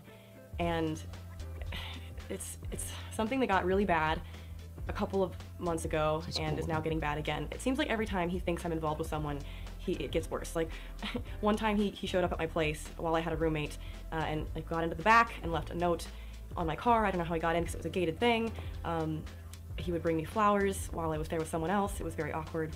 And now... Yeah, for sure. This sounds like some shit I would get a fucking restraining order for. This is fucking like unhinged behavior. You know, he won't stop sending me emails. And the reason why it's emails is because I have him blocked on text messages, on Twitter, on all social media. I'm not going to post the emails that he sent to me in this video because I'm not Onision and I respect people's privacy, but I will show that I responded several times asking to be left alone. And this was done in private. This was not a public thing. And now it is because I went into my email the other day looking for photos from Richie, and right above that email was one from Toby. But I just wanted to give my side of it so people are aware of the problem. You know, hopefully this makes it stop. Hopefully the possibly fear of more information coming out will be enough to like get him to stop messaging me. The main purpose of them making these videos was to deter Toby from making any future advances, as Jacqueline telling him no was not working. Toby, in his follow-up videos, declares he will stop and gives the motivation that in the past she told him this. But you know, it's over, and I get it. I'm not gonna be hung up on it. We were together, and we cared a lot about each other, and she like helped me out through a hard time. And then she told me if I loved her to never give up, which was a while back. But still, like I'm still like, oh, well, that's in my head somewhere, and I'm doing my thing. I'm happy. I'm fine. Me laughing in this video at all is not because I think the whole thing's not serious, but you just have to laugh sometimes. This whole situation has been hard, and relationships are complicated, and you know, just didn't work out. At the end, I'm gonna throw out there one more time. It's been a freaking tough year. I don't know how to handle this kind of year. So you know. Nothing too major came from this drama. Jesus. The respective... Then again, this motherfucker needs to be doing like less online venting and more offline fucking getting his shit together. Jesus Christ. Audiences supported their creators and things moved on. Those on Toby's side feeling sympathetic for his recently drama-filled life were contrasted by those on Jacqueline's video calling Toby a psychopath and a stalker. a label many channels were now using to describe Toby. Sticking to the theme of this video, we have seen Toby fall naturally starting 2013, possibly due to him shifting his focus on his game that in part caused a lack of innovation, effort, or care for his videos. That may have also just been burnout. Starting 2016, we witnessed the fall of his character, as he was involved in 2 major controversies that warped his image for some people, but undoubtedly blacklisted him from working in traditional entertainment. What's still remaining is the decline of Toby himself. We've seen his channel and character lose popularity, but the fall of a person and the thoughts that make them up will have even the most committed fans turn against their creator. And this has only recently come to a climax because it wasn't immediate. It was a slow process that if you follow his vlogs over the last 5 years, you see this change of Toby discussing games and such in these videos, to suddenly many videos of him confined in his Tesla discussing highly controversial political topics to an insanely small audience. Hey, at this point, you might as well just say fuck it, you know what I mean? Just fucking start banging out on the pro-Trump stuff. Try to hit that pro-Trump grift, you know? It's hard to pinpoint why he has become what he is now, but we'll try and theorize. So it's probably more that he just doesn't care anymore, and so he's like, fuck it, I might as well just start like venting my political shit. You see a lot of content creators like go political. You know, I've always done politics, but like some people will shift political after they make content for a while. Take these theories with a grain of salt. First, we can talk about his 2 other channels. We can start simple with his gaming channel that used to have several uploads a day, and was somewhat still on that trend until 2018, probably because he was discouraged by the couple thousands of views he was getting on every video when he used to get millions. 2018 onwards, his uploads were very inconsistent. The only consistency was the lack of interest. We've seen this happen to many creators. There is truly nothing special to what happened. I wonder if part of it, though, was like the keeping up with this like character. Like maybe just take a break from the character. You know what I mean? You know, like, it's one of the things, as you get older, oh, fuck, I just scraped the fuck out of my head. As you get older, you kind of have to shift a little bit, you know what I mean? Like, the fucking cringy, I guess you'd say, what, manic, for lack of a better term, character. Like, maybe that's just not super recognizable or appreciated anymore, or, you know what I'm saying. Into the channel Toby Games. His main channel, Tobuscus, still had a few hits, but mostly misses up until 2018. To his credit, he did experiment with some other ideas and even a serious music video. The rest of his content was still made up of literal trailers, rants, and other videos that's ideas were long exhausted. In a moment of what looks like desperation, he made a series of sequels to his once viral videos, like Nugget in a Biscuit 2, Nuggets roasting on an open fire, I'm Dreaming of a Diamond Sword, and Nugget in a Biscuit on a keyboard. Hey, listen, you might as well just start fucking milking it, dude, you know what I mean? That's what I'm saying. Might as well get that fucking milky dude going. You'll find creators doing this as one last Hail Mary, trying to rekindle flame by making your most requested videos or trying to go back to tradition. And like for those creators, it did not work for Toby. This is probably what brought on the My Life Is Over video, where Toby does a skit pretending to be on his phone promoting a movie script. Do I have a movie script? Yeah. I mean, there's a budget, right? Yes, I have a movie script, and if they give us a budget, give me a couple weeks, and I'll just tweak the script, and I mean, it's really great. I wish you could read it right now as is. It's really good, but I just don't want to spoil it. They need to see the script before they approve the budget. Ask them this. Say, excuse me, do you know who Tobuscus was? In the same video, he also includes this clip from a stream. All right, guys. If you guys missed the last episode, this is what I figured out how to do this time. Well, hold on. How's it going? Oh, you know, pretty well. How are you? Terrible. I hate my life. Pretty cool, huh? So now I can just have... Maybe he should stop fucking talking about how much he hates his life, too. Maybe people... Oh, I fucking hate this dungeon. Maybe that would help as well. You know what I mean? Because it's like one of those things where you get so sad up on yourself, and people just start to go like, you know, they start to like lose respect for you. Everybody has their moments where it's like, yeah, I totally get why maybe you'd have a little bit of like a meltdown. But, you know, and everybody gets that period, that grace period of like, okay, you know, you're struggling this, that, the other. But at some point, you got to collect your shit together. People are just like, okay, I'm tired of hearing this guy complain every single fucking time. And do you really just want the only people watching you to be pity watchers, you know? Is gliding? That's cool. Do you really just want like fucking pity views, you know? Boogie? You know? Everybody's allowed to have that rough time in their life, but how fucking long until you stop talking about it? Like two sides. Two sides to every story. People say that. Oh. People do say that. Since this video, he has uploaded 33 more to his channel. At least that's what you see when you look at the video tab. In reality, there are 34, with the most important one to us unlisted, titled #MeTooLate, uploaded on June 14, 2018. Toby opens the video by stating that against his associate's recommendations, he's going to speak on his side of the story, as he previously only denied what happened but never told it from his perspective. In this about 4-minute video, only... I mean, it seems like at this point... How long after is this? It seems like at this point you really it's not really beneficial to just keep rehashing the situation. Probably should have done this at first, you know? At this point, you're just making like that the central focus of who you are as a person. 45 seconds are dedicated to telling the events of that night. Hey, I want to talk about Me Too, and I think it's been too long since I've said anything. I was told not to ever say anything, but the Me Too movement is important because it gave women the confidence to speak out and use their voice. And some men, but of course. It's important, I think, you know, for men to be survivors able of to do the sexual same. assault. And so I decided it was time for me to use my own. Even though everyone I've ever known who is intelligent recommended I don't, I just realized it's the right thing to do now, so I'm just going to do it anyway.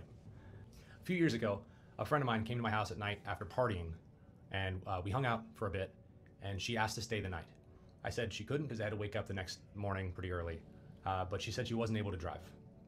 So I said I would just call her an Uber, and that would be fine. But she said she was uncomfortable with getting into a car with a stranger at nighttime in Los Angeles.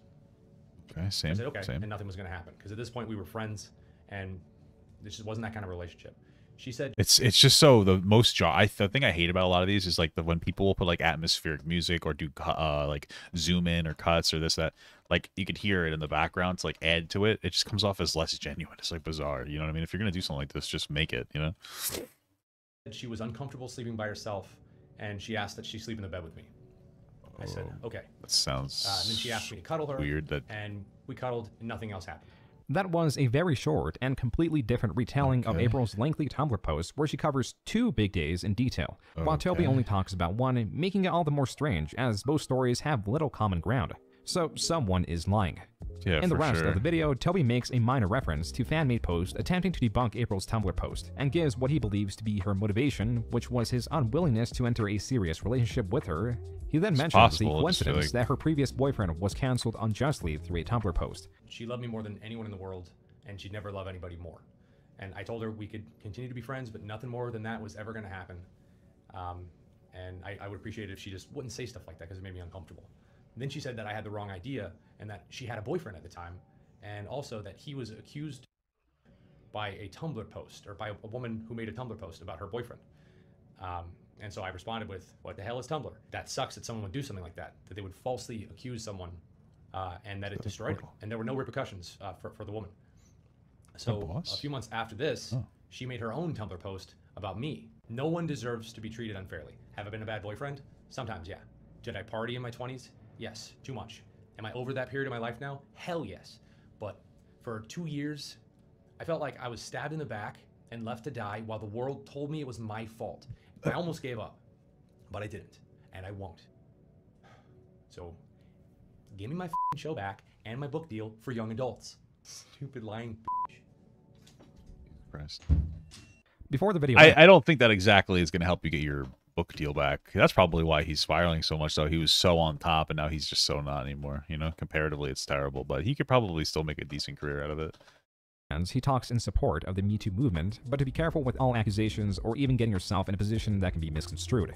Sitting at 1.8 million views, this is his second most popular video in the last 5 years, and even factoring in his dedicated audience's support and the like-to-dislike ratio that is largely in favor of him, the accusations, whether true or not, are no longer relevant to us due to their uncertain nature.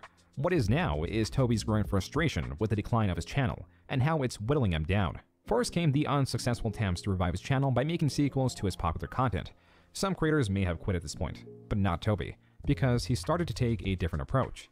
He gave up on trying to be what he was, embracing his fallen character and giving him the freedom to break his own rules by complaining on the state of his channel and covering content he will never on his main channel. This trend continued in a few other videos since then, where he threw his complaints about the algorithm and subscriber notifications into the void. What's up, audience? It still gets out. There's so many people who blame the algorithm. Like, I know, like, when they made a big shift towards, there's always this blame of the algorithm, bro. And I feel like maybe it's just you know? So when it comes to, like, the way that the algorithm gets changed in different capacities, usually it's to make it so that people that want to see your content more, right? So, for instance, back in the day when they made it so that, like, there was a time where they made it so you were less likely to get people who you were subscribed to in your feed. Not that they made it impossible, but they made it less likely than it was at the time. But of course, it's still more likely to see somebody you're subscribed to in your feed than somebody you're not. But it seems like they shifted it so that they focused a lot more on like the specific individual and like what they like more than what they necessarily subscribe to, right? And they tried to do a good balance, which makes sense to me, to help, you know, see people that you may, you know, you realize that you didn't realize you may have liked them, you know, or smaller creators. And people are like, oh, the algorithm's fucked. The algorithm was probably fucked before that. It probably wasn't as sophisticated, and they're just trying to maximize the amount of, you know, time people are trying to watch the thing. And the reality is that you were just a big content creator, and you're not as interesting as you thought you were, and people want to see other stuff as well. And it's like you're blaming the algorithm, but the reality is like you're not necessarily as interesting as you, like, you know, once were. You just kind of hit on top, and then it was easier for you to continuously get views. You know what I mean? It's like, oh, the algorithm, the algorithm. Maybe it's just you, or also, you know, like I said, TikTok exists now. Trends are different. You know, short form content is on TikTok now, and YouTube has longer form stuff. And if you're doing 2-minute videos, may not be as likely to see that kind of content. You know. Access to my videos. Thanks for coming here, by the way. I know it's a pretty big deal. That means that you probably navigated to my channel on your own. Just been like, I wonder what Tobuscus is doing, and then you just saw there was a video there, and then you clicked it because it didn't show up in your subscription box, and you probably don't have notifications. If you do, oh, thank you. Subscriber count's going up. I was getting 10 subscribers every minute, positive 10, which is way more than negative 1,000. So thank you guys for supporting my last serious videos. I'm not my last serious video. Not going to be serious right now. I've been doing some stressful stuff. I talked about Trump and Kim Jong-un a couple videos ago. It's not worth it. I don't know anything about politics. How did you get here? Speaking of which, do you happen to know the person who handles the algorithm situation?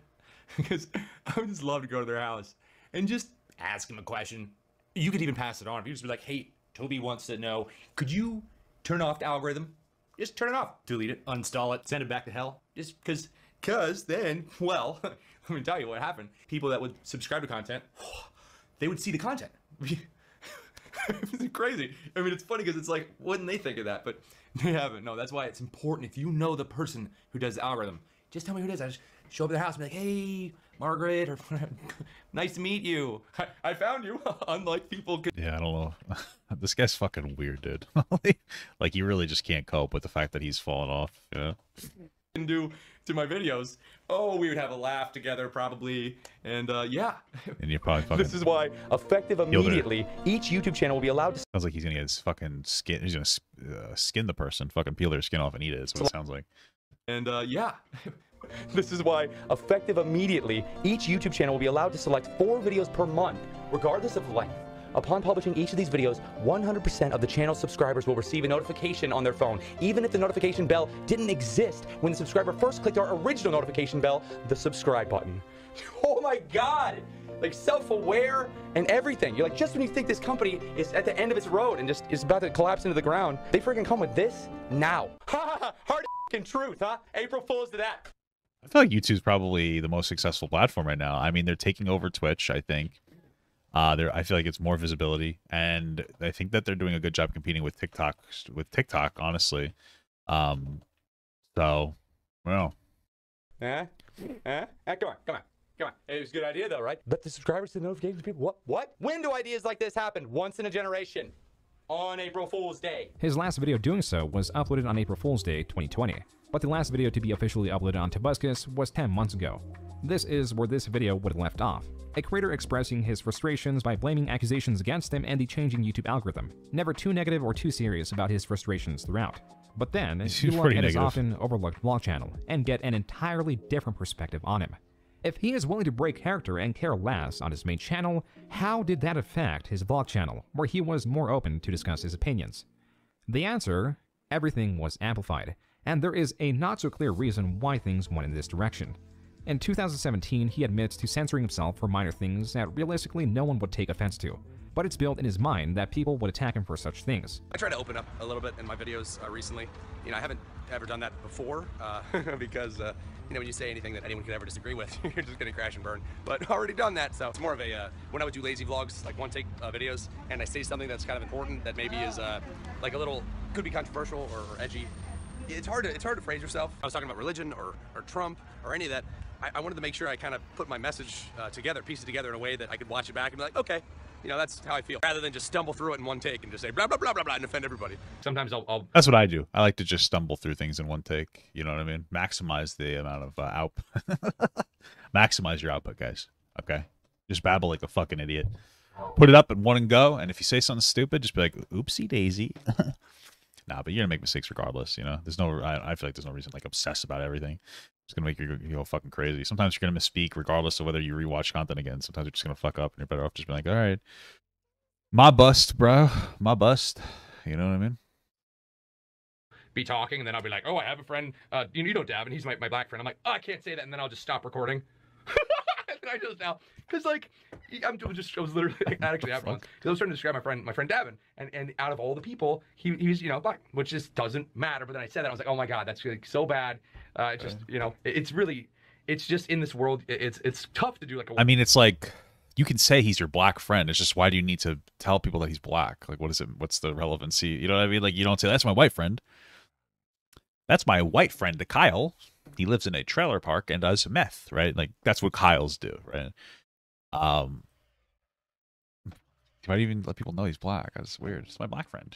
One take, blah, blah, blah, because people are just going to find something to be offended at, which I don't know. I mean, I don't really usually have that problem. I just don't want to offend anybody because that's not my goal. It doesn't help. It's my goal. I'm overly, I try to step around, you know, anything like that when I can. Just kidding. Anything else? Did I say anything? Patreon.com/Tobuscus. If you guys want to support that. And then there's also a mailing list, bit.ly/sign up for my mailing list, or bit.ly/mailbuscus, M-A-I-L. Did you just assume my male gender? I don't know what I'm saying. Bless your face. Please don't be offended by that. If you see he's doing this video, bless you. God, the world. Oh my god, this guy's a this guy's like fucking ADHD or something. He just can't hold any thoughts back. Holy fuck. I mean, I kind of get it, but Jesus fucking Christ, brother. Going fucking bananas. Banana boats. Is so sensitive. Peace off. You look fantastic today. Subscribe. So now we know going forward, we don't see Toby progressively change into what his beliefs are today because on multiple occasions he mentions how he'd exclude such things from his vlogs.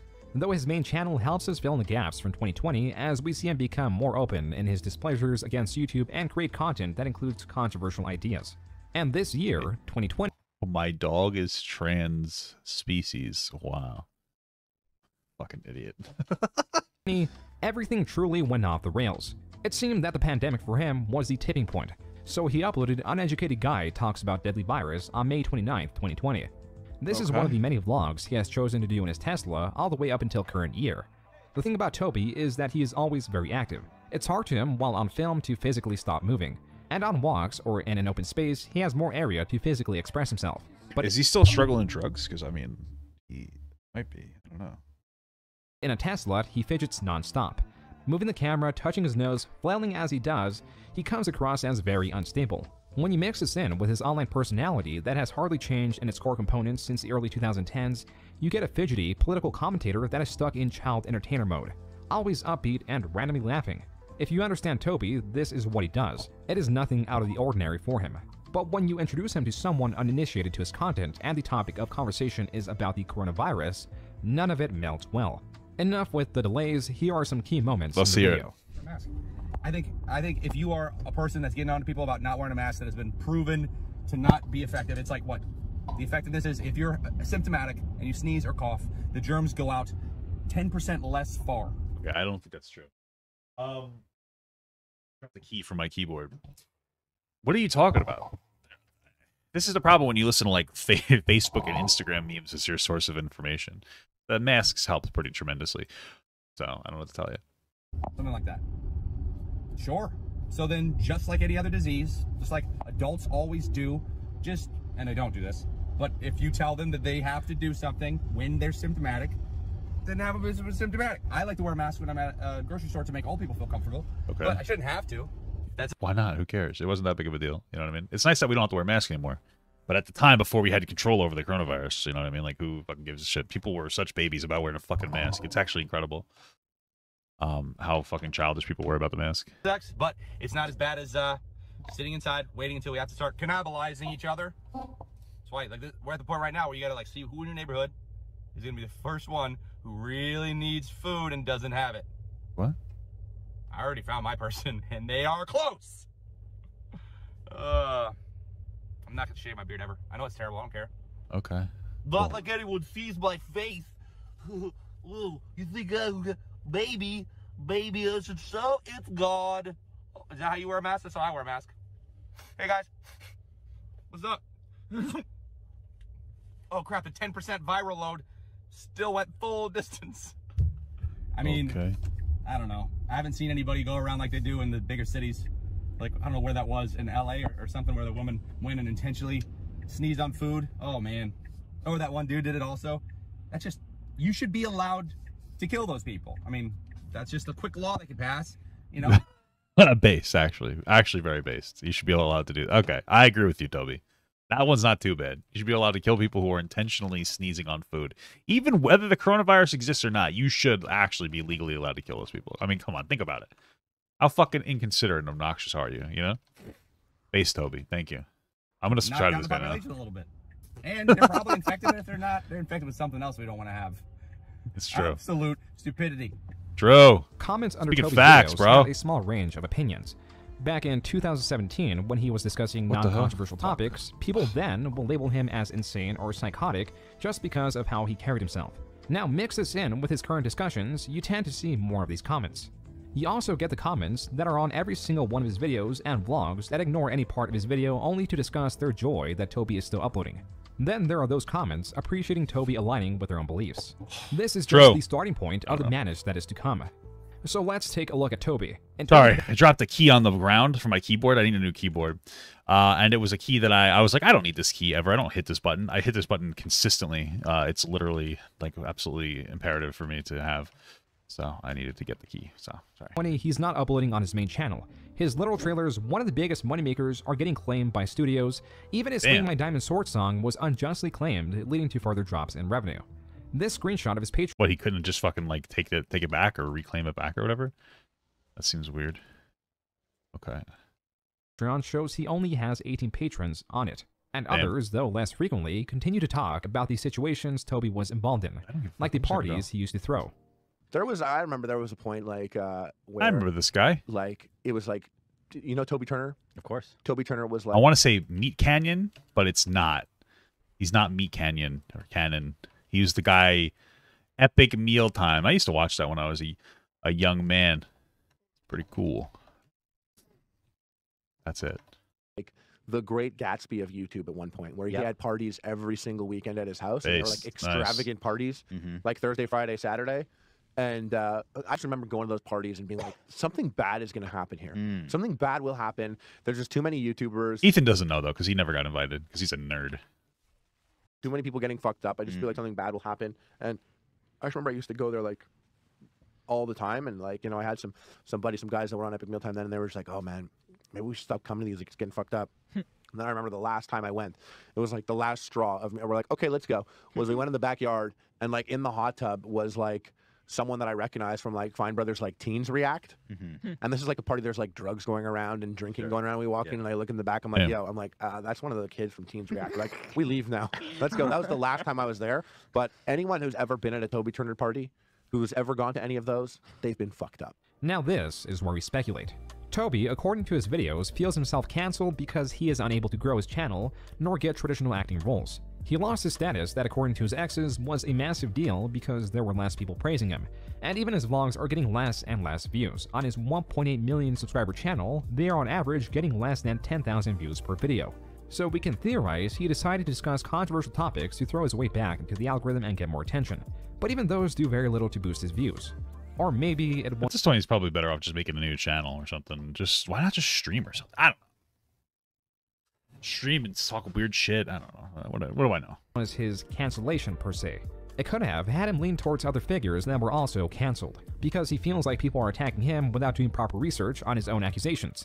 Maybe he is more inclined to align himself to other figures that had their own cancellings. Figures. He even considered a class action lawsuit back in 2017, and no doubt lost many friends due to what happened.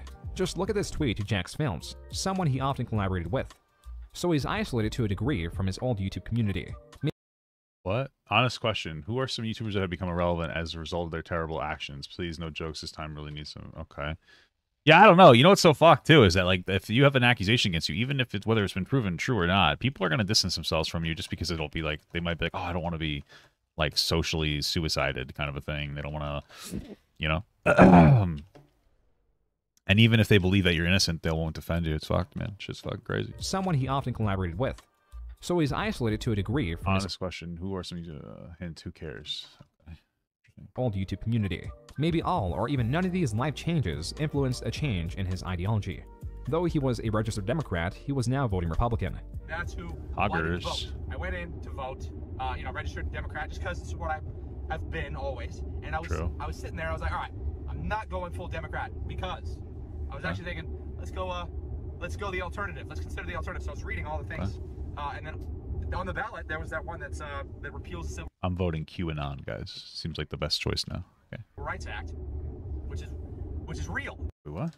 Let's go the alternative. Let's consider the alternative. So I was reading all the things, and then on the ballot there was that one that's that repeals the Civil Rights Act, which is Why would you want to do that? But it didn't get passed. Did you guys? It's Prop 16. Cool. I think. Good. I don't know.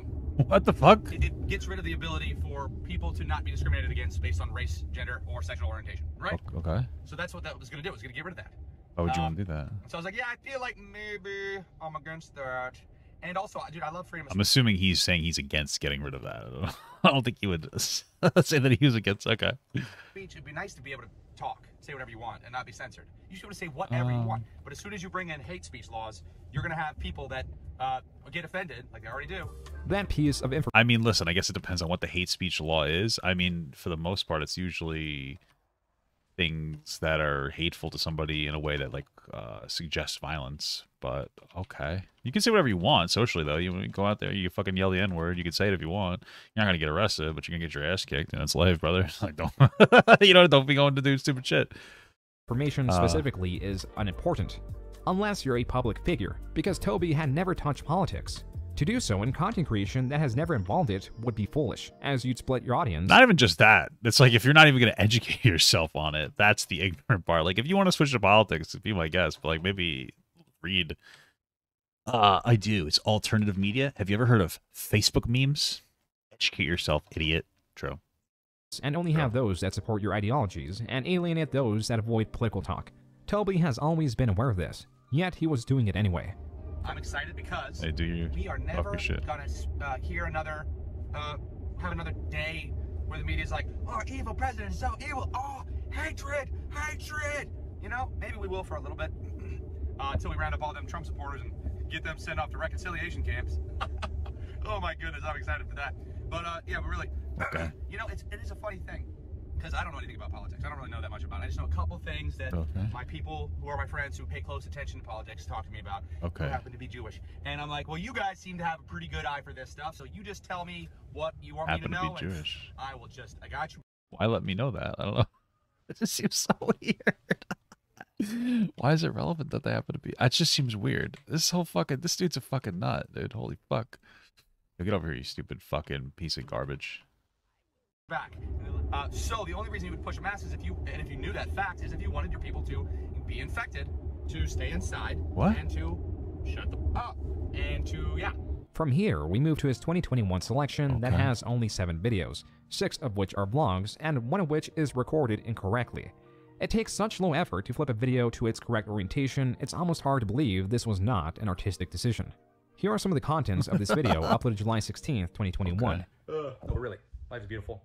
Be good to each other. Okay. And hopefully, we don't go about as crazy as we already have gone. I think we've already gone that crazy. Really? For some reason, people hate America, and then people who love America, they're like, yeah, we love everyone, and everyone's equal, and then humans were made in the image of God, and we have to be honest or we go to hell. They're like, okay. What? Okay, that sounds like a good group of people, honestly. I mean, I see where this is going. It's going to a dark place fast, and you're not allowed to say anything or else you get censored. For now, I mean, you know, there's always that old school canceling that they used to do back in Deutschland. Oh, anyway, it's been a fun friggin' ride, and hopefully it'll still continue to be. I just wanted to, I felt like whoa, we had such a sweet ride. Like, if this is about to be the end of it, well, dude. Now we get into the meat, the final section of videos that all seem to be condensed within a few months. He did upload 1 vlog early 2022, but then started to upload them daily late June, chock full of controversial topics. I'm surprised he said, like, he's talked about, like, Trump supporters in a negative light before, because I feel like he is, I don't know, he seems on brand for, like, a fucking insane online Trump supporter. If you voted Trump, I'm not criticizing you. I'm just saying he just seems like a fucking insane version of Trump. He seems like he might have been at January 6th. You know what I mean? He might have gone. He might have stopped by. But the most controversial was when he recently met with Kyle Rittenhouse. Kyle Rittenhouse. Uh-oh, guys. Their meeting first introduced to the internet through this picture of them holding Nerf guns. Toby also promoted Rittenhouse's mobile game. It matters not what side you stand on Rittenhouse. Kyle Rittenhouse turkey shot? What the fuck? I mean... Why is this a thing, bro? Holy fuck. Okay. I mean, listen, dude. Okay. All right. Whatever. The undeniable truth is he is a very controversial figure, and with Tobuscus, an ex-child entertainer, meeting him and supporting his actions brought interest, and 120,000 views to the vlog of him discussing meeting him. Many of these views were out of his bubble. His small, dedicated... Well, here's the problem, is that, like, I very highly doubt that this guy did any, like, level of research on what happened with Kyle Rittenhouse, right? The reality is that Kyle Rittenhouse, like, he went to, like, a town that he was so associated with in some capacity, and he went there to, like, defend whatever, and he ended up shooting people that aggressed onto him. One of them aggressed onto him, like, some fucking pedophile that, like, had actually molested children. And then other people heard the shots and they wanted to, like, stop because they thought it was an active shooter. And then unfortunately those people, you know, that were trying to do the right thing got harmed. It's a pretty fucked situation. I don't think frankly, this dumb fuck shouldn't have been there in the first place. Even if he wanted to protect property, he should have been there at all. Especially with, like, a gun, you know? But, I can understand why people don't think that he should have gone to jail, because I don't think he should have gone to jail for murder either. You know, people were aggressing onto him. It's a very fucked situation. I think that one guy that ended up dying, like, I don't really care, because again, he was, like, charged for molesting children, and I think he was the one who aggressed onto Rittenhouse in the first place. So it's like, whatever. I don't give a fuck about him. But I don't know that this individual here actually educated himself on that topic. So. Audience of a few thousand viewers that will support almost anything he does. And the comment section and the like to dislike ratio supports this, with comments such as, "I swear it seriously feels like our original timeline merged with a completely different timeline. I'm convinced him being on the Annoying Orange show somehow pipelined into this. Could have sworn I took my morning pills. Toby Turner went from entertaining me for years to comparing Kyle Rittenhouse to Batman. I genuinely feel like I have schizophrenia." Compared to Batman? Okay. Interesting. Watching this. And finally, I can't believe he still does that voice. In the video, Toby talks about police, predators, people with blue hair, and like the rest of his vlogs, it's all over the place. They asked him to defend it. He comes up there, puts out a fire, a literal dumpster fire, puts out a fire in a dumpster that a bunch of yeah, I don't think Kyle Rittenhouse should have been there either, but, like, what he did wasn't illegal. You know what I mean? That's a whole conversation about gun laws to have, right? But I get what you're saying. Yeah. You know, from Batman, like, gaslit psychopaths set fire to this dumpster to push it into a gas station to blow it up. I don't know if that necessarily is true, but what I will say is Batman's kind of a scumbag. I mean, he's a literal fucking billionaire with, like, $1 trillion company in the poorest area in, like, the fucking entire world, and he doesn't implement some kind of, like, fucking jobs program or some kind of, like, wealth redistribution. And then he goes out and he beats the fuck out of people for some of which are petty crimes. And then when he has literal mass murderers like fucking the Joker going around, instead of killing him, he just keeps putting him back in a prison that he knows he's going to escape from. Well, frankly, Batman's kind of a fucking idiot. Batman's a fucking moron. Batman's a fucking literal stupid fuck. It just sounds like he likes to go out and beat the shit out of people for fun. That's it. And he almost creates, like, this fear where it's like appropriate. You know what I mean? It's fucked. You weren't there. I wasn't there. He's a charity foundation, but he could do more than charity. He could literally implement some fucking way to redistribute wealth in a better way, okay? He's a fucking asshole. Batman's a loser, okay? It's hard to understand. You have to imagine that's happening down your street. That's not safe. Especially when they're all screaming about getting rid of the police because they think that they're racist. And you're like, most of the people that they protect are minorities. And in a lot of the areas, maybe, specifically like Chicago, a lot of these cities, it's mostly minority police officers. And you see these blue-haired, crazy people screaming at black police officers, calling them racist. Like swearing, I think it's like kind of a, you know, we should reserve those swear words for when we're really, really mad. We should only use swear words when we're very mad. I mean, it's funny. This, you know, it's fun to cuss. I don't know. Maybe I'll do it one day. Fun! Not right now. Almost. Anyways, it was really nice to meet this kid. Okay, so the reason I was so excited, well, it's all coincidence. I mean, I said that in the post, and sounds like I was joking, but kind of not. Because, you know, out of nowhere, for no reason, my buddy's like, oh yeah, I'm working with this guy, Kyle Rittenhouse. I'm like, oh my God, I would love to meet this kid and see how he's doing, what he was feeling, kind of get a sense of him. How he's doing. You know, just to see, because people are so emotional. They have such strong opinions about people, and they were so quick to judge, which we gotta learn to not do that, especially not if the media is telling you to think something. You should think the opposite just to be safe. It is. And that's like the stupidest fucking thing you'll ever hear, right? You should think the opposite of what the media says to be safe, okay? And the reason that's fucking stupid is there's a difference between saying I'm very skeptical of what the media puts out because I think that they can be disingenuous at times and virtue signal about topics, which is totally fair, versus saying just believe the opposite. Because then you go from being a fucking nutcase that believes everything the media says to being a contrarian to everything the media says, and like you're still a sheep. Try to think for yourself. Try to use some common sense and try to actually independently research things beyond going on Facebook or looking at Instagram memes and actually trying to look at maybe peer-reviewed studies and like sift through those for a little bit here and there. There's a difference between skepticism and just like fucking being a contrarian, right? Important to keep in mind that this is the first time, after many years, people are being reintroduced to Tobuscus.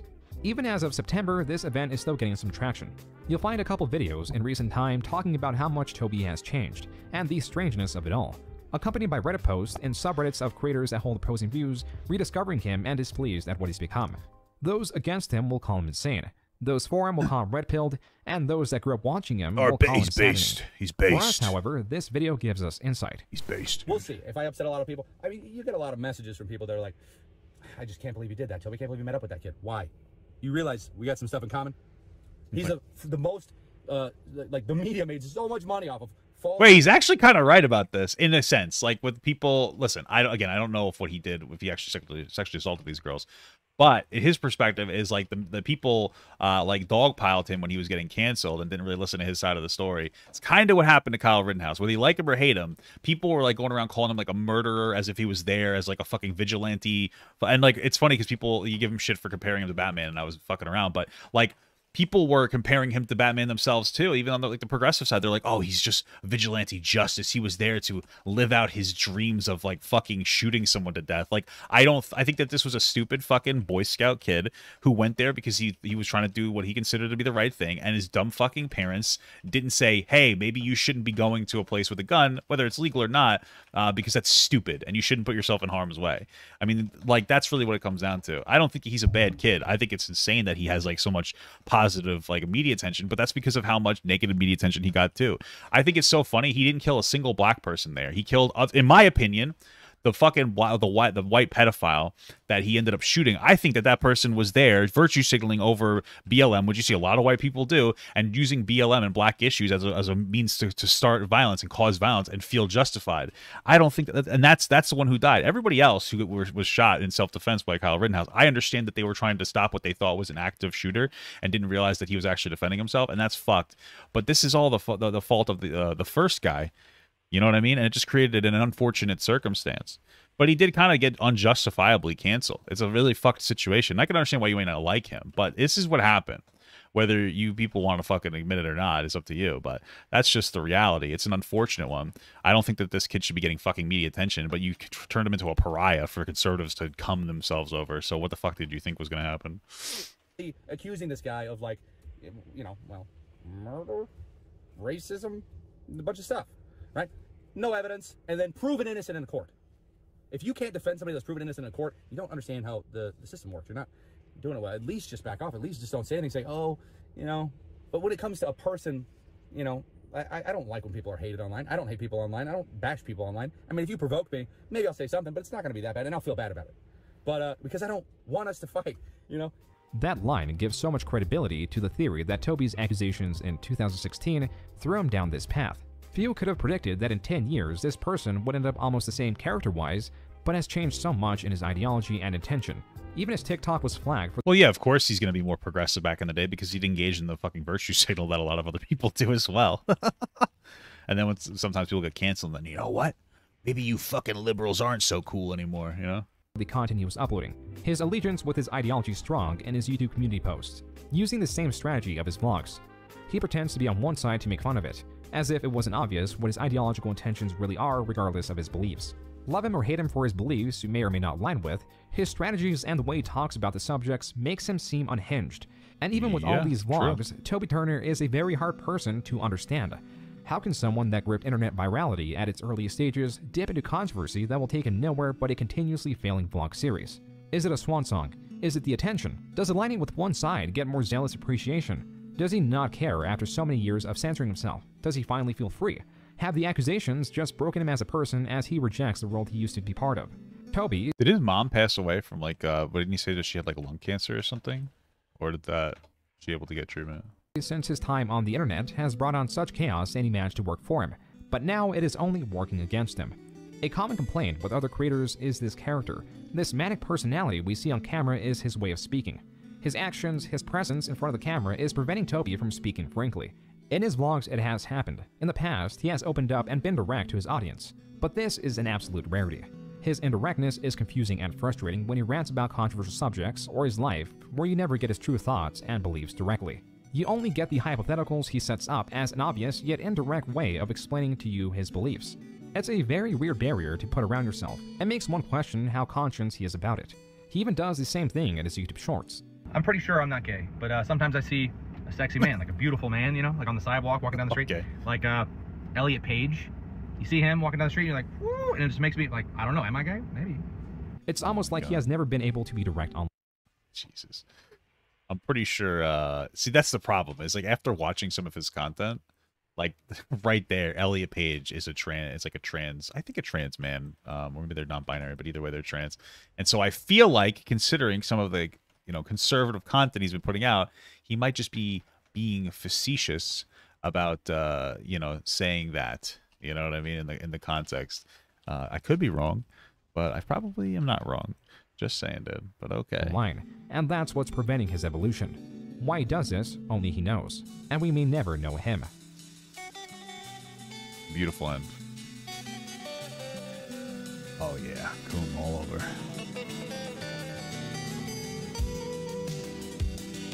Nice banger at the end here. Okay.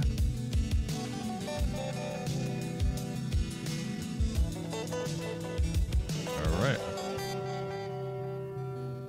Kind of a banger, dude.